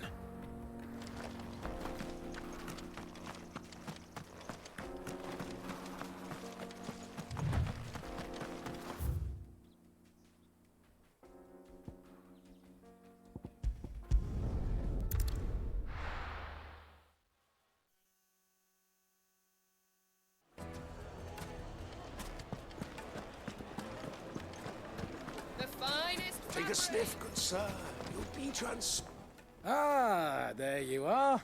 The man who lit a fire under my wayward apprentice. Though I worry you might have stoked the flames a little too high. He damn near ran me down trying to get to my oven. Master, it's ready. Behold the Drake's Balm. A truly unique creation. I dare say it is. Just look at it. A perfect likeness of the Fang herself. Her steepled peaks, her fulsome spurs, her inviting hollow. True, my loaves collapse more often than not, but what's the Fang without her crater? Why, no Fang at all. And look, inside. She's filled to bursting with a bounty of beautiful crystals. Salt crystals! Master, I have found my purpose. I must use my work here to preserve the memory of the Fang. Well, if it tastes half as unique as it looks, I'd certainly say you're onto something. Not only is my apprentice back, but he's finally pulling his weight. With any luck, I might even have a new delicacy on my hands. I don't know how you did it, but you have my thanks.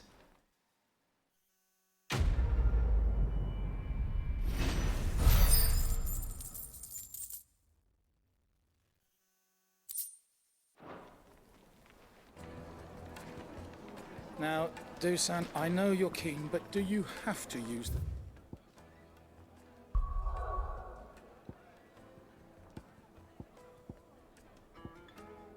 Good salt?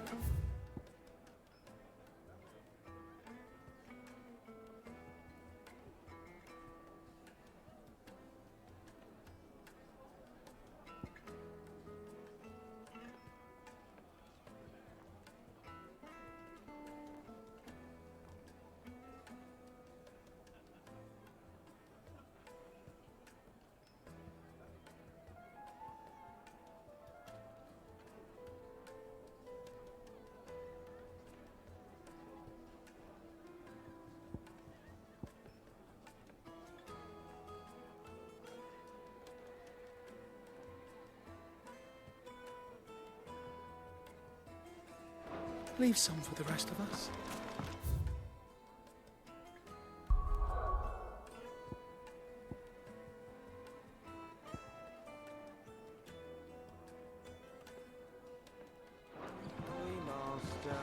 I'll go and get some more later. Oh, where did all the men of the rock go? Made from the stoutest stoneware.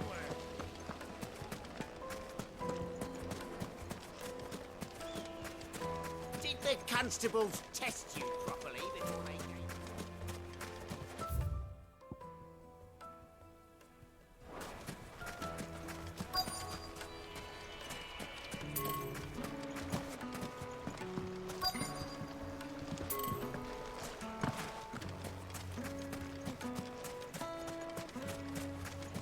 $1,000 for a measly bunch of... Won't you come and play, handsome?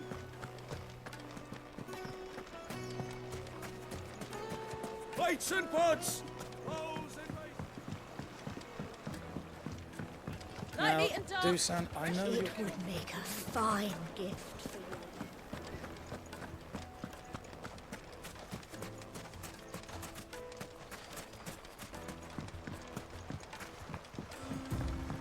Looks like I found the river.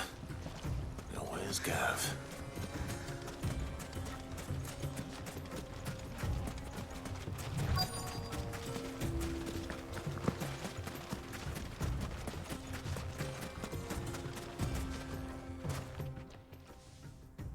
Sorry to keep you, Gav. Better late than never. I've had a quick scout about, and I reckon round here's our best bet if we want to grab as much of this Stardust stuff as we can. Don't know what Blackthorn's planning to do with it, though. I asked over in Dalamil, and they seem to think it was worthless. But if Stardust is what Blackthorn wants, Stardust is what he'll get. There's plenty of this stuff lying about, just begging to be bagged. Then let's get bagging, shall we? We shall. Race ya.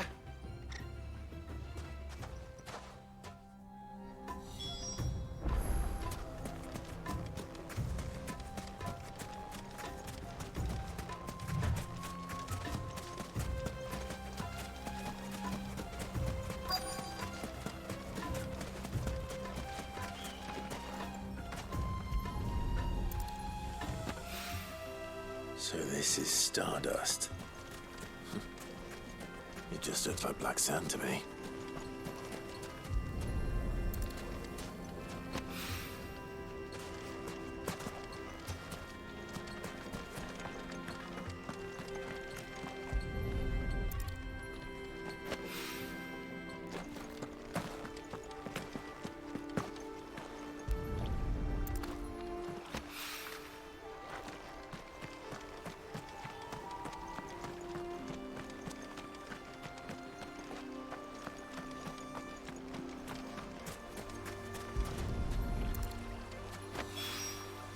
That should be enough for now. Let's see how Gav's getting on.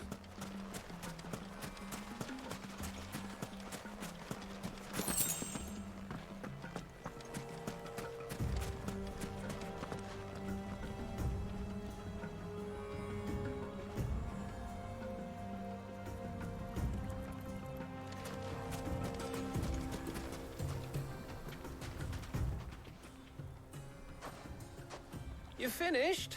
How much did you get? Enough. I hope.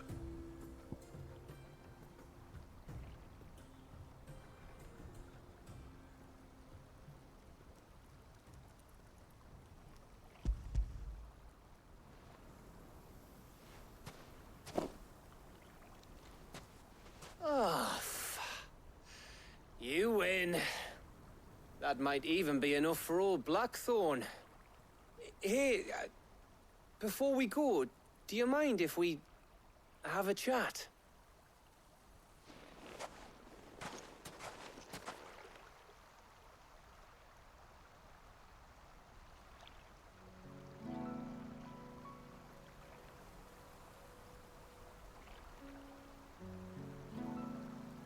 Feels like ages since we had the chance to talk.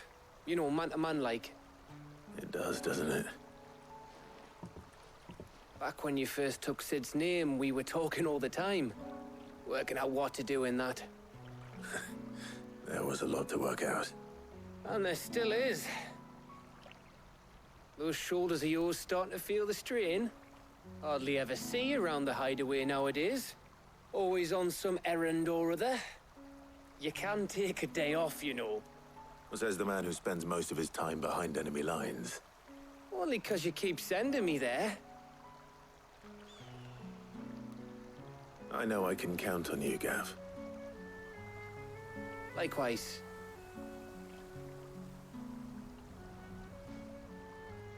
So you keep sending me wherever you need to, and I'll keep going. Safe in the knowledge that I have a home to come back to.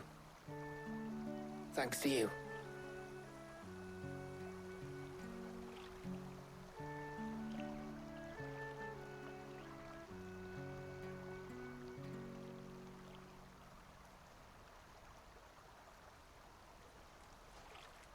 Right.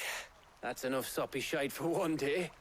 We'd better get this lot back to Blackthorn before he slings his hammer at someone. You go on ahead. And try to get some rest once you're there. Oh, I plan to. Believe you me. After Blackthorn gets what he needs, of course.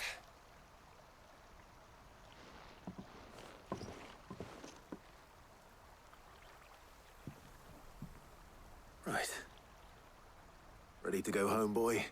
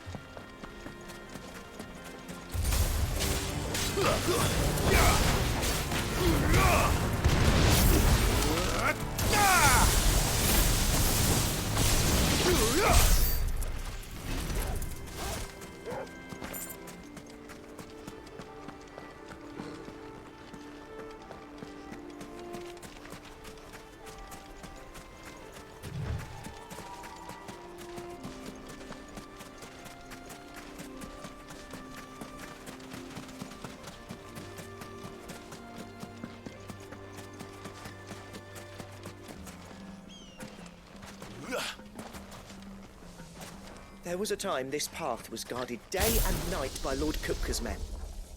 Now they've gone. To the Fang.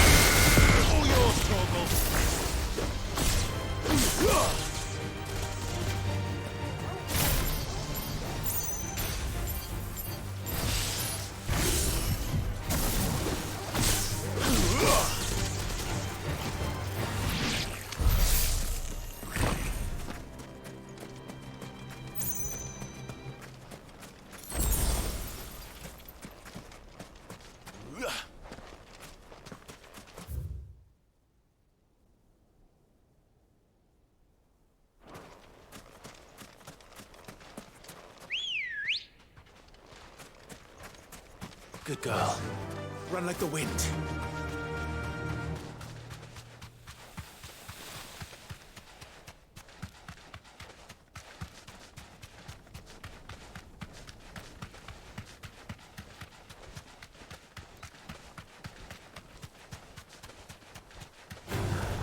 No mistakes.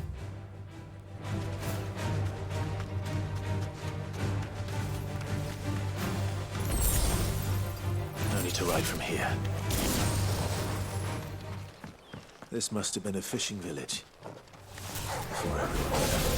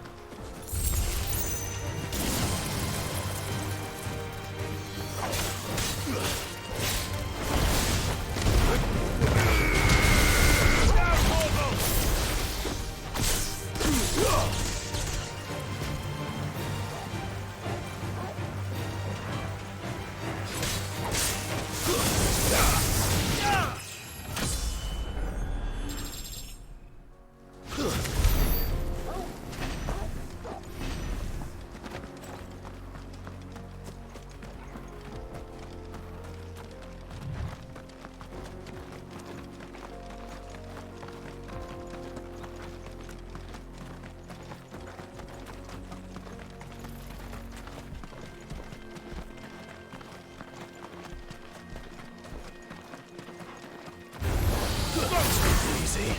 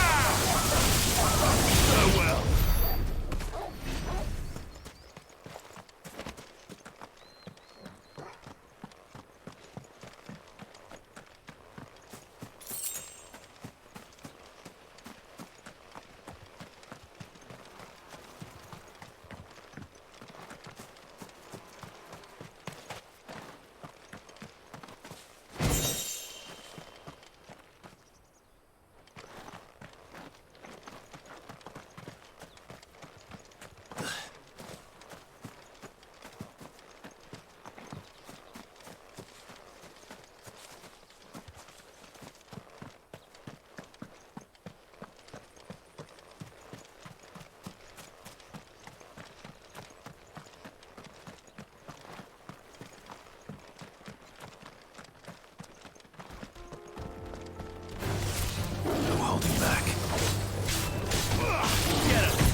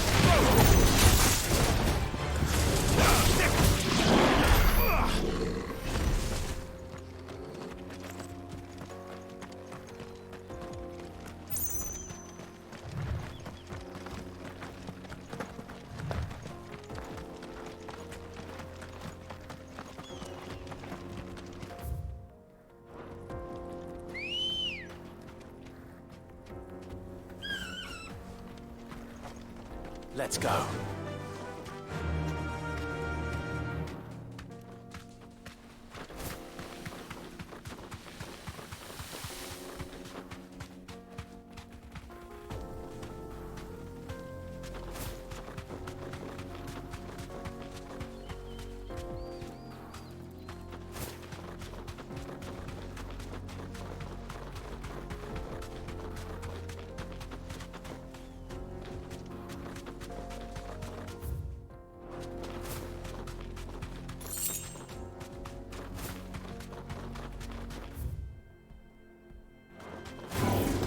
No mistakes.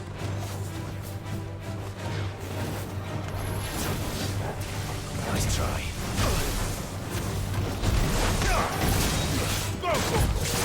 Over here!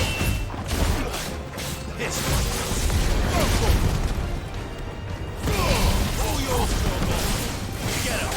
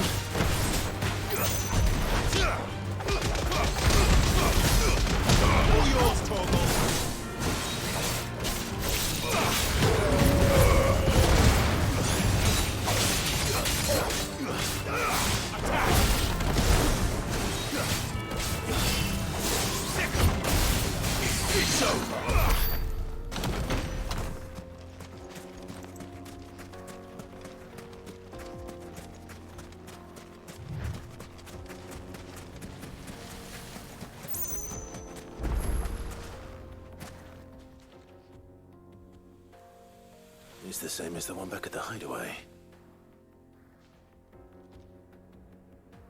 Doesn't seem to be working, though.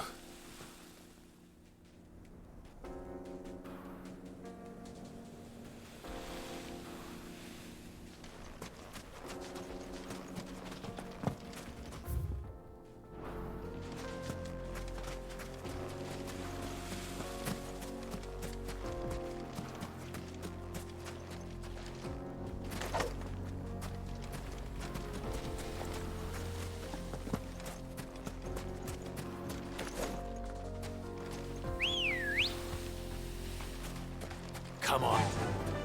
Run like the wind.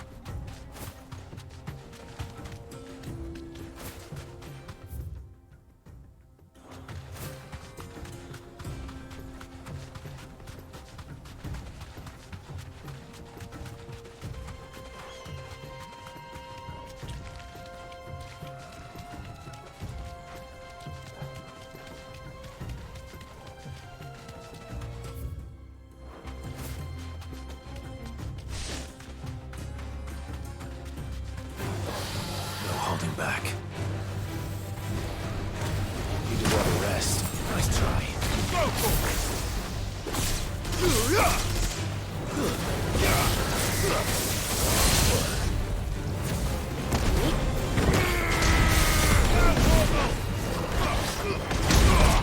him!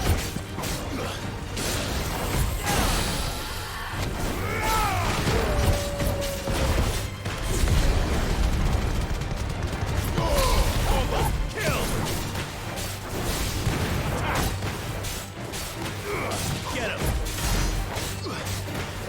Over here!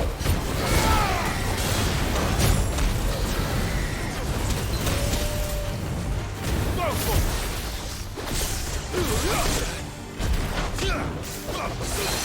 All yours, Torgal!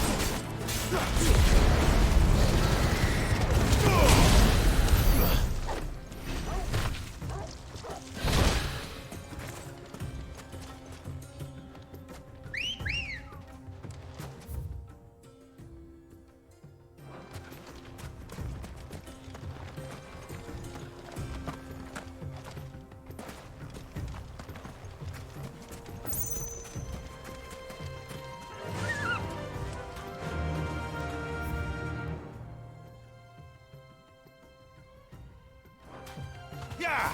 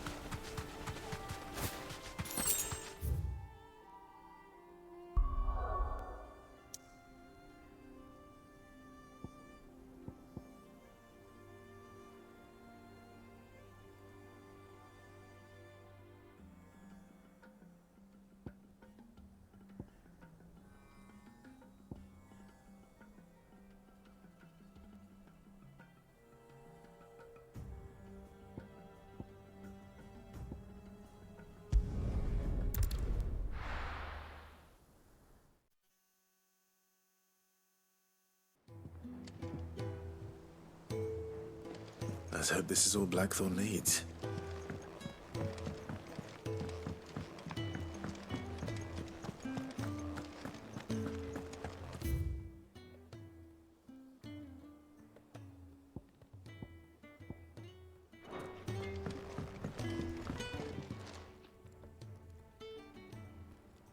Blackthorn, got everything you need?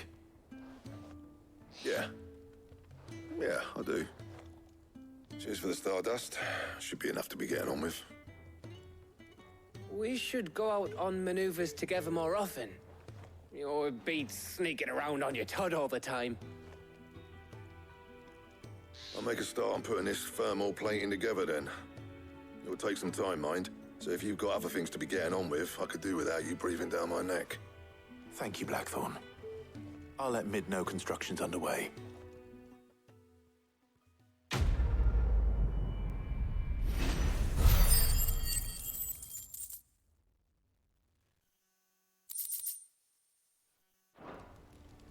Suppose we'd better be getting back to work too. Give us a shout if you need anything.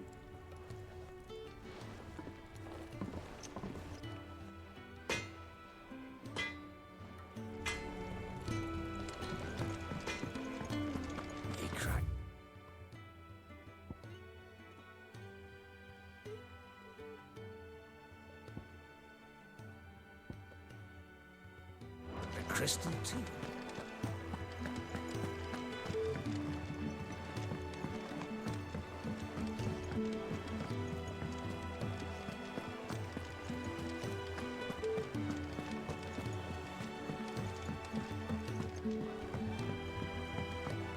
We're seeing troops amassing at every corner.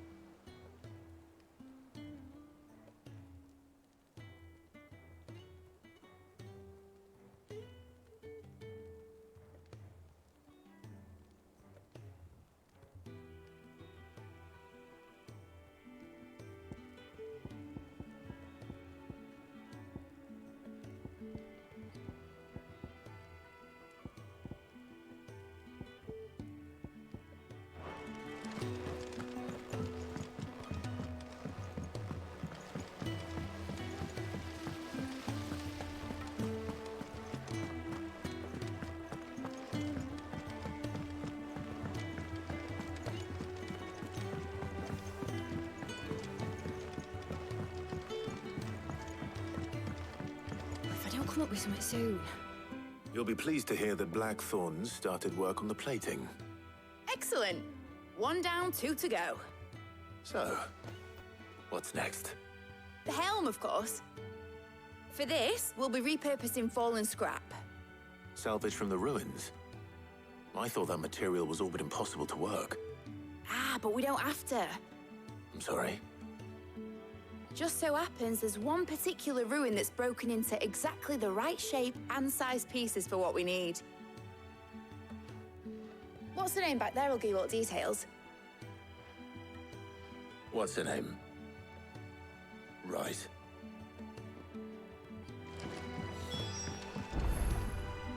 Oh, Sid, is this about the helm? Yes. Mid said I should speak with you. I'll show you the plans then. Here you see the mithril engine, in which mithril is burned to generate heat. That heat is then harnessed to produce motive force. Excess heat is dealt with by means of the thermal displacement stack, which disperses it into the surrounding air. Now, were we to rely on thermal plating alone to achieve this effect, the rate of excess heat buildup would far exceed the displacement coefficient of the plating. In other words, the reactor would overheat and eventually explode. This is where the helm comes in. It connects to the plating, you see, and serves as a sort of thermal sink to absorb all that excess energy. Our experiments have shown that fallen ceramics are remarkably thermophilic. They can withstand and absorb levels of heat far above anything we are able to make today. And not only that, they're also waterproof and immune to rust, making them the perfect material for our protective hood. Why? If sea or rainwater were to enter the reactor proper, it would vaporize instantly. The forces produced would tear the ship from stern to... You can stop there. I understand. Mid said we might be able to use parts of a fallen ruin. Where would I find it? Ah, yes. It's in Lorbert's Pass, near Lostwing. The thing is, well, I probably should have arranged to have the pieces we need brought here sooner. You see, a certain unwanted visitor has taken up residence there.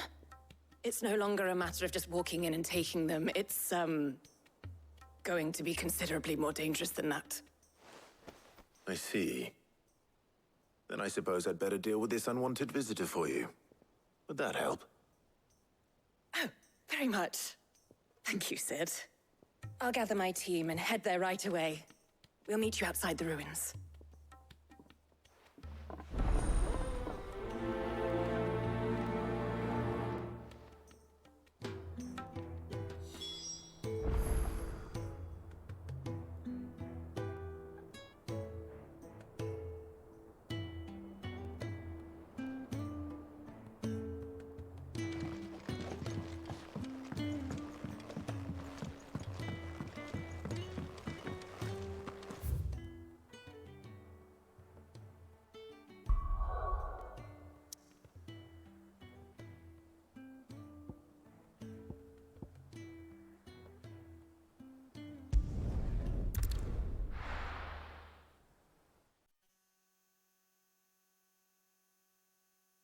I'll be taking you all to a storehouse in the Bales.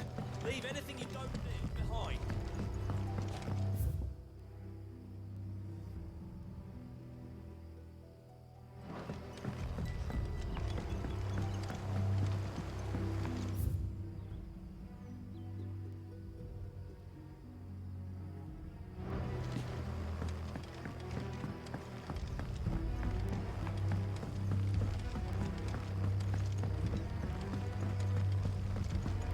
Know what you have to do. If you're ready, we leave at once.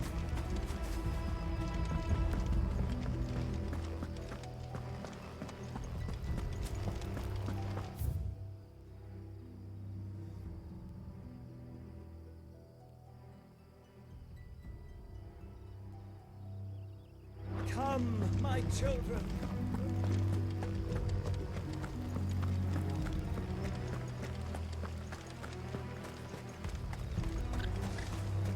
I know you're all afraid, but now is not the time.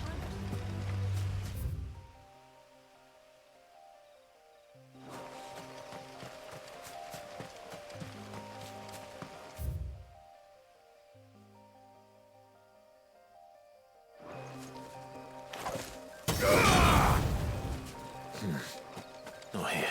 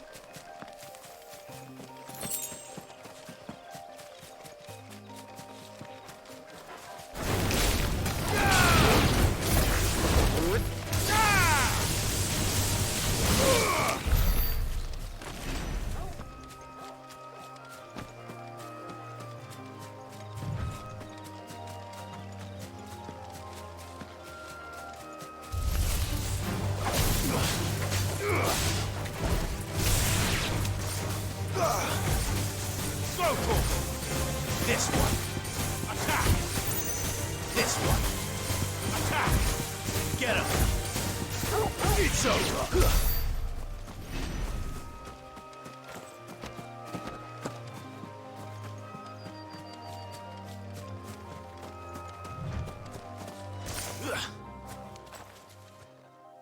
Oh, there you are, Sid.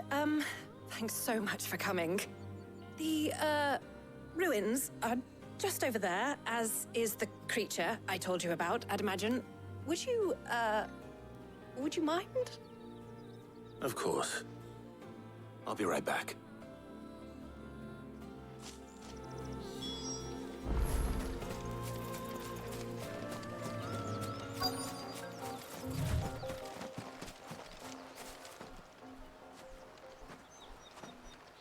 Anybody home?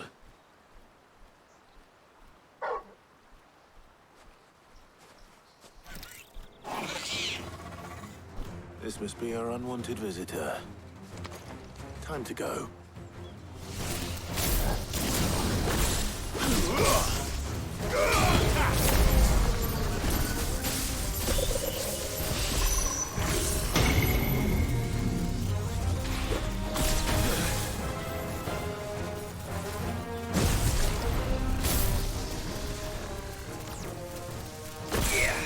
Nice try.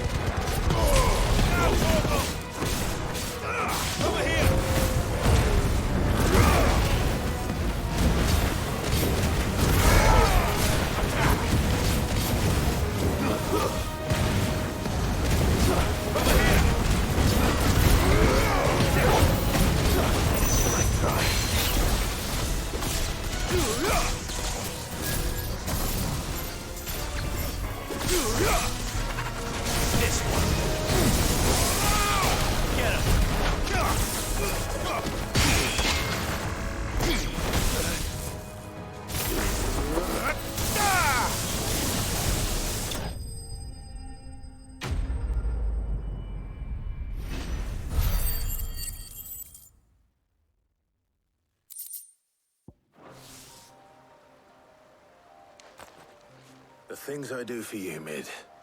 Sid! Oh, thank goodness you're safe. You shouldn't have any trouble now. Indeed. Well, don't let us keep you. We'll, see that everything is transported safely back to the hideaway. All right. I'll let Mid know you're on your way.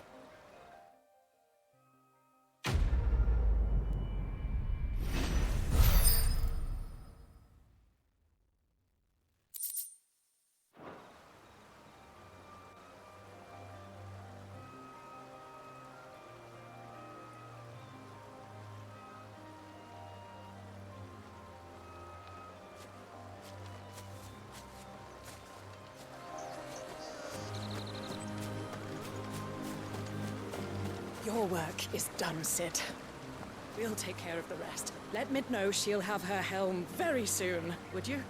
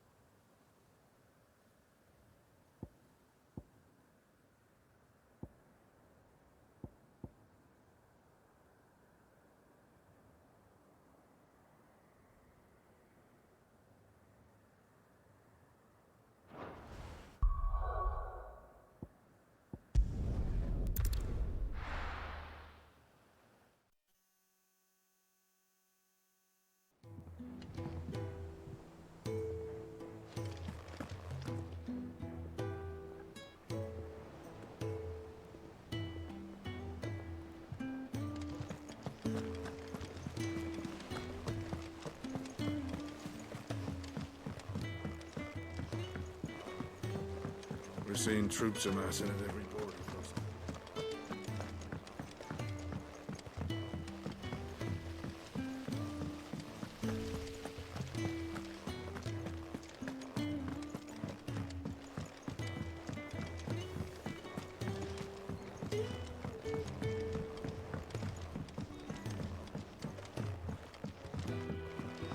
If I don't come up with something soon. Mid. Helena has recovered the material for the helm. She'll be along shortly. Excellent. Another job well done. And just one remaining. Right. Right, the shielding. This one's a bit of a bugger. How so? The plating's enough to stop the engines going pop, but those things will still be spitting out enough fire to set the rest of the ship ablaze. Which is why you need proper shielding. A prison for the dragon's breath that's blazing away inside. I thought a triple thick layer of tempered steel might do it. Or more of the stuff that the Fallen use, but they'd both be too heavy. The helm and the plating are bulky enough as it is. Add any more weight and the whole ship would be at the bottom of the briny before we'd even started. I need something light. But I've racked my brains and I just can't think what would do it. Well, if I were in need of obscure knowledge, I know whose counsel I would seek. Harpocrates. Tomes? Yeah, well, I'd thought of that, obviously. I've got all the details written down here. Can you take this to him, see what he makes of it? Right away.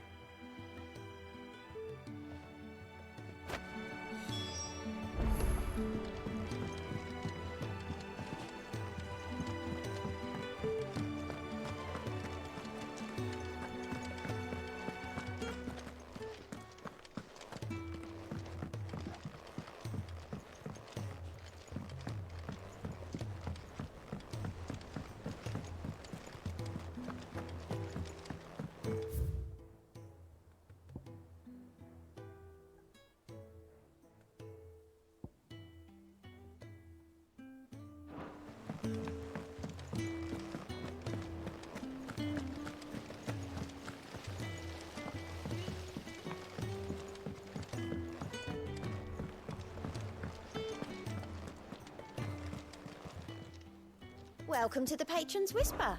Here's everything we've received and everything promised. Here you are.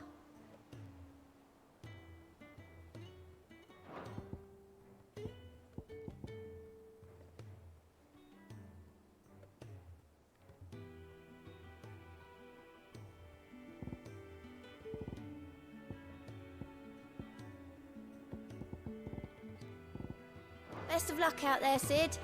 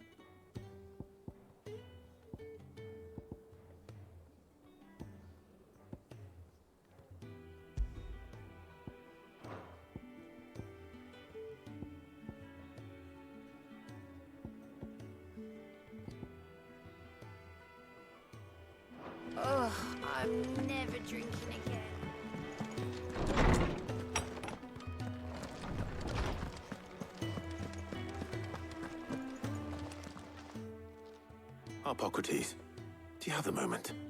For you, Clive, always. Well, actually, it's for mid this time.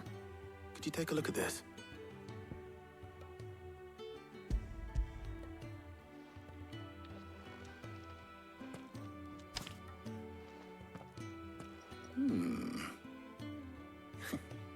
Shielding for a mithril engine?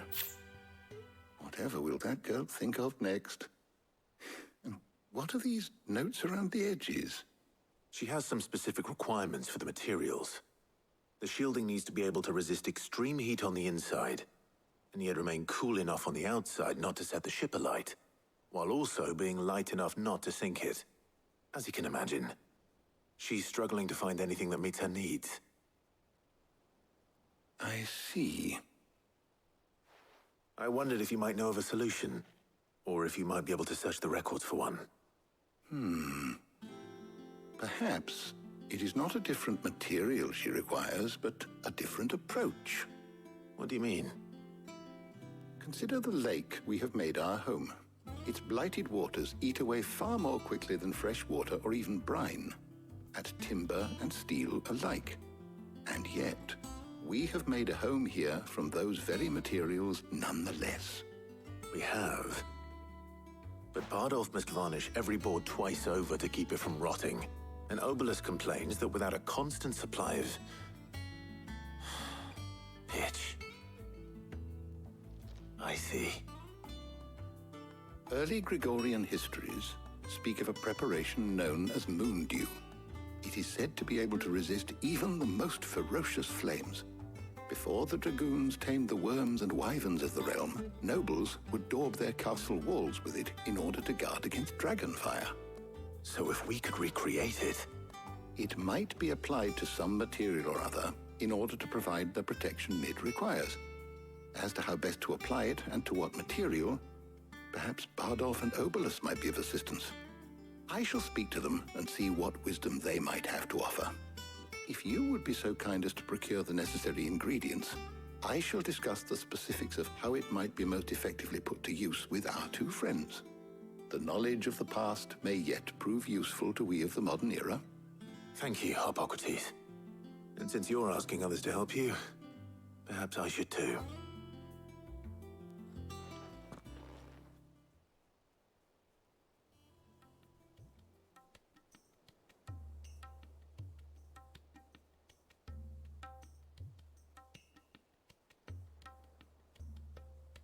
So you need a hand, do you? We do. I'll be heading to market for the ingredients we need. I could do with some help. And some company, too. The other can assist me in researching how best to prepare the shielding itself. Can we count on your aid? Always. Well, if Jill's game. Thank you. I am sure either of these fine young minds would prove indispensable in my research. I leave the decision as to who will go with whom in your capable hands, Clive.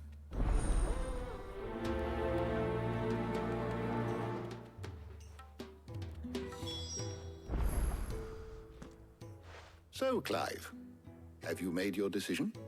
Who will accompany you on your little excursion? Very well. So then, what do we need to find? I have taken the liberty of preparing a list. Here. White chocobo eggs. Pepio nuts. Are you sure this list is right? Everything on here seems very edible. I would have thought the ingredients would be a little more exotic. Though these items may seem mundane, they have potent effects that are rarely exploited, effects for which they were once highly prized.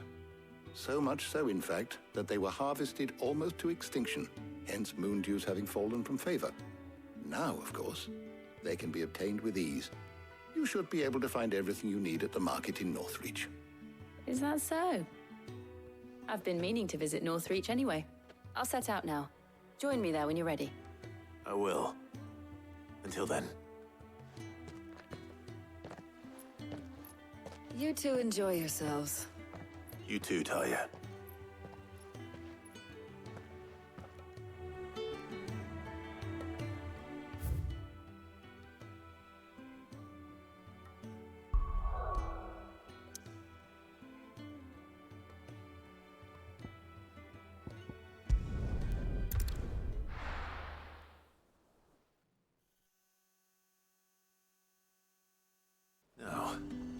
Where's Jill?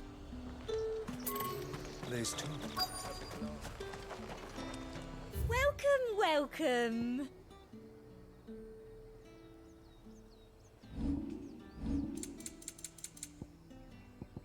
I'll be here if you need me. Them pilchards nice and chilled.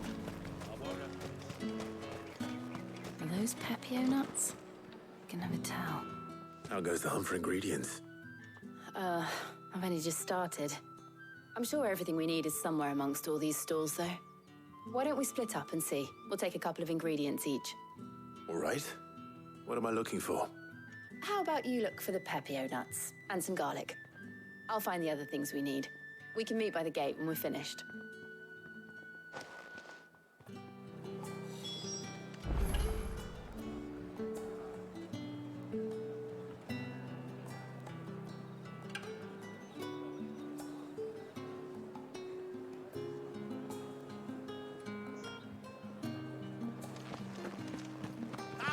You'll not find a bruised pig. Fresh cuts. Come and get them before they're gone. Any friend of the innkeeper is a friend of mine. I hope it's to your liking.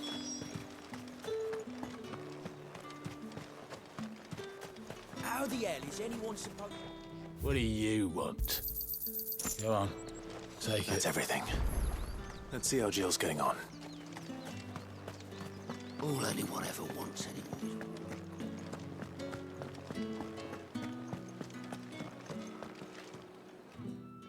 Did you find everything? I did. Here.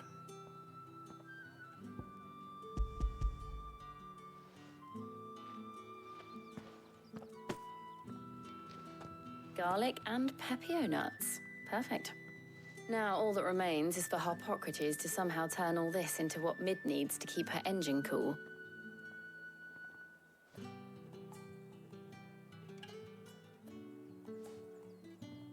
But before we head back, would you walk with me a while?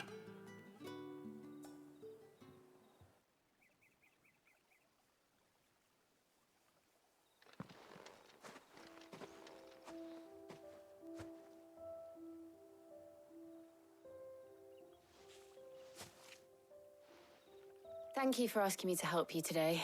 It makes a nice change. It does. It's good to get away from all the battle and bloodshed for once. Just being here reminds me of when we were children. Do you remember? Walking down Market Street in Rosalith, taking in the sights and smells. How could I forget? What with Torgal's antics. Remember how his nose would prick up at the scent of sausages? He'd go racing away and we'd have to go running after him. We wouldn't catch you now, would we, boy? Was there anything you wanted to buy for yourself while we're here? There was, yes. Well, sort of. Molly in the kitchens told me about a place that sells particularly good pies. Thought you might like to share one with me. I would. Thank you. And I saw some bread.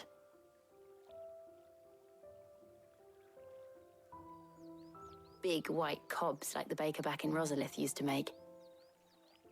What do you think? I thought we might get some soup to dip it in. But then I tried a slice of the butcher's dry-cured ham and it was just... oh. You all right? Sorry. It's just... you're right. I really do feel like a child again being here with you.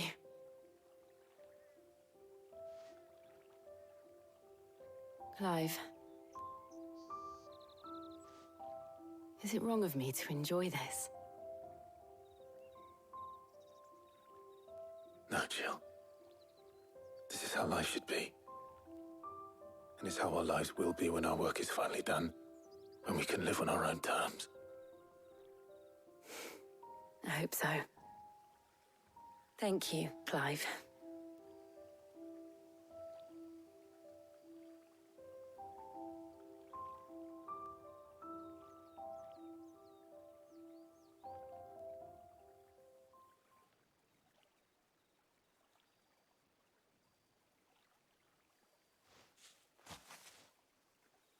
Well, I suppose we better be getting back.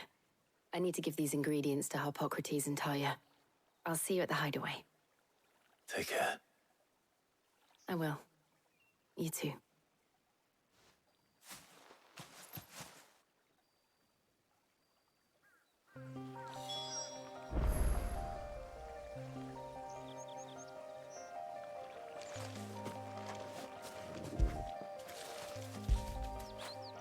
Fetch!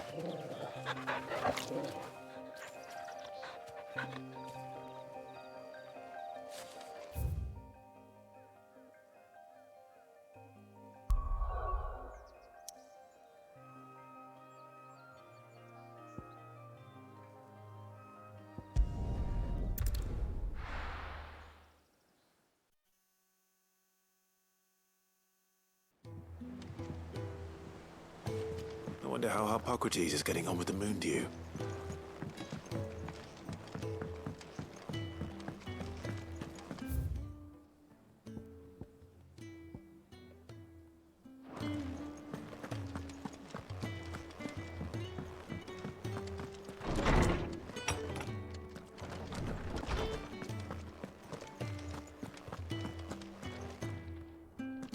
Welcome back.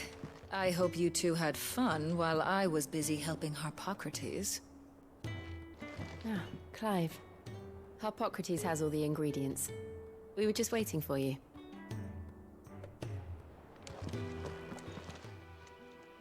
How's work on the shielding progressing, Harpocrates? Well, very well indeed. And thanks in no small part to your kind assistance. I was just explaining to Tarja how we might best go about preparing the moon dew.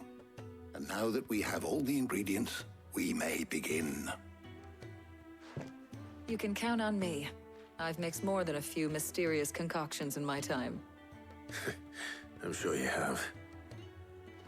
What about the shielding itself? Work is underway, under the watchful eyes of Bardolph and Obolus. Apparently, it'll be ready soon. Thank you. All of you. Right then. Jill, would you join me in the infirmary? Many hands make light work and all that. Of course.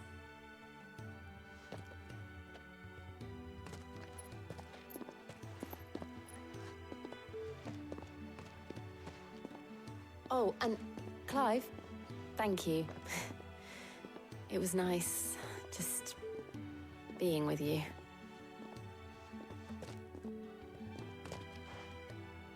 It appears our work here is almost at an end. A shame. I was enjoying playing the man of action for once.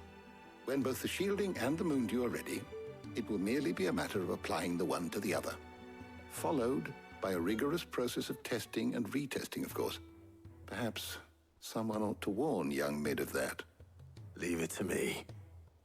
Thank you, Harpocrates.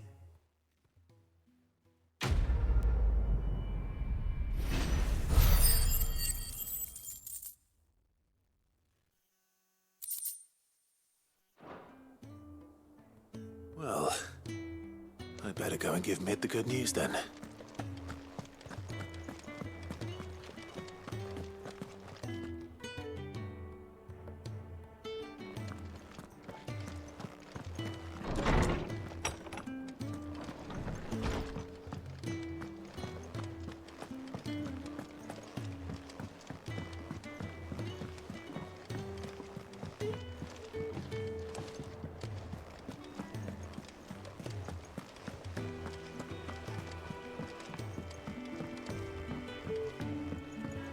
We're seeing troops amassing at every border crossing.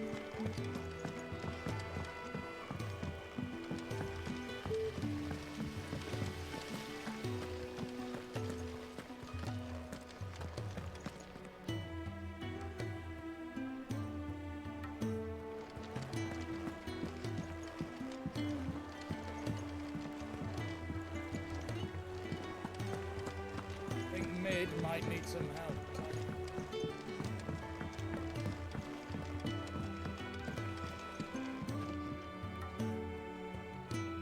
Sorry to keep you waiting, Mid. But you'll be pleased to know that work on the shielding is underway. You found something for it? In a manner of speaking, Harpocrates knew of a substance that's highly resistant to heat. A coating that should provide the protection you need. He's supervising the construction and testing of the shielding as we speak. Brilliant. I knew you wouldn't let me down. Don't thank me. I'm just the errand boy. Right then, better start working out how to bolt all these bits together. To the Black Hammer!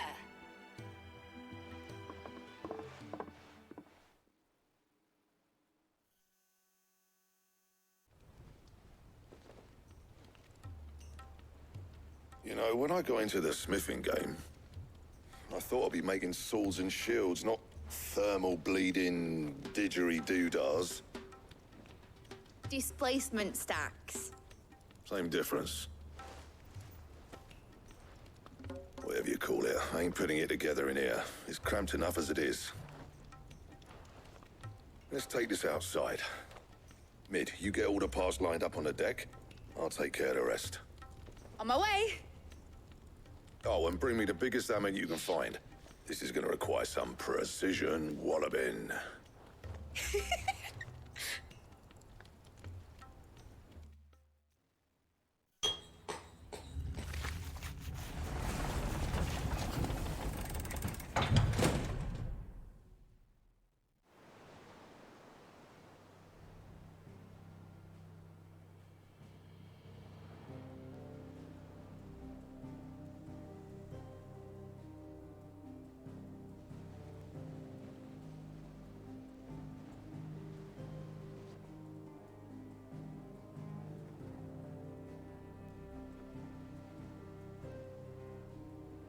It's finished! It's finally finished!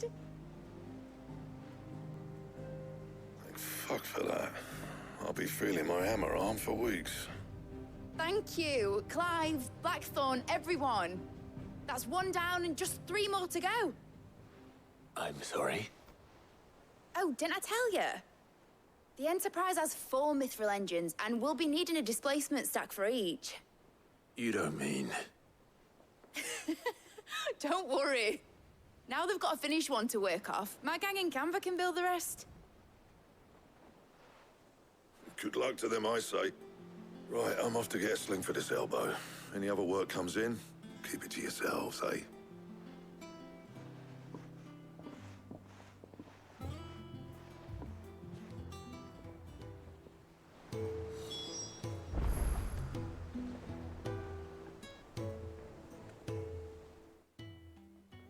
What's the matter? Nothing. Just daydreaming.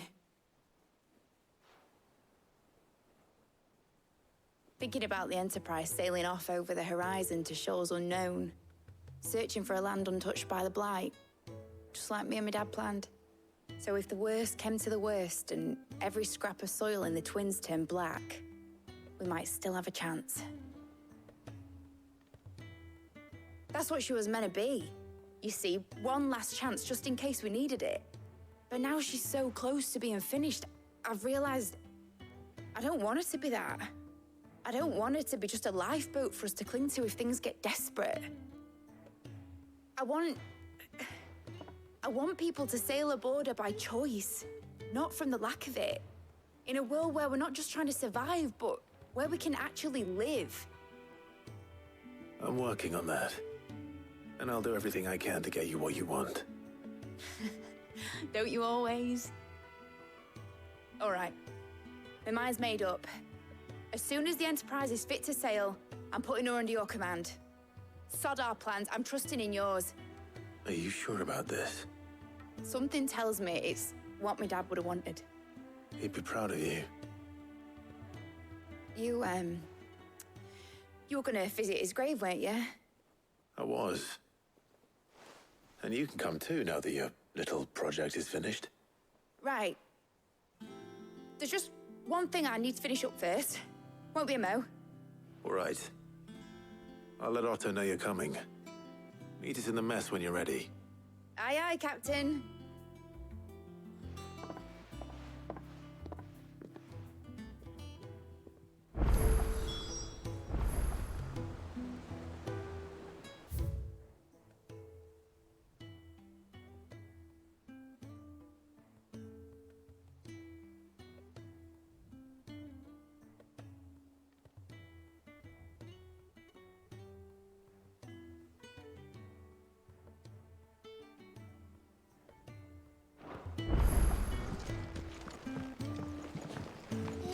the thing Tomes helped to build?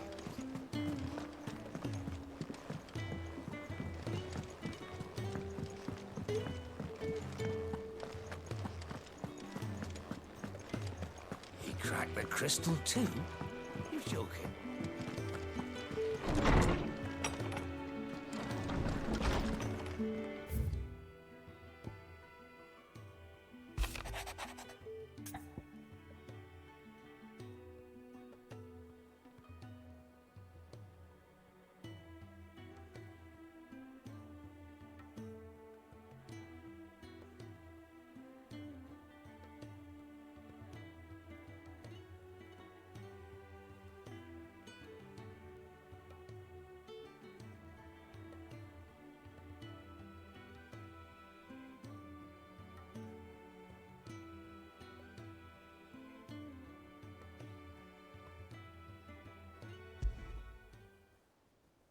Trouble with the ledgers. Shouldn't he be asking Otto for help?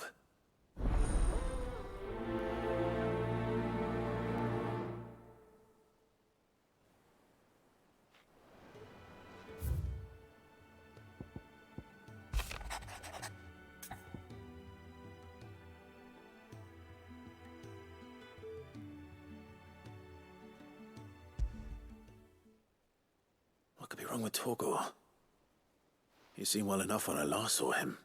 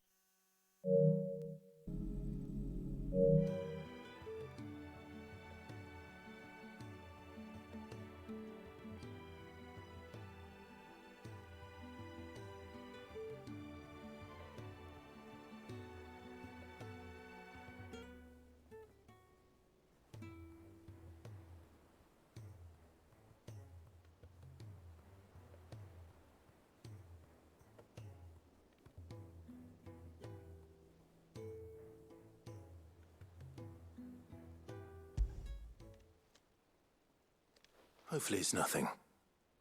But I should speak to Blackthorn just in case.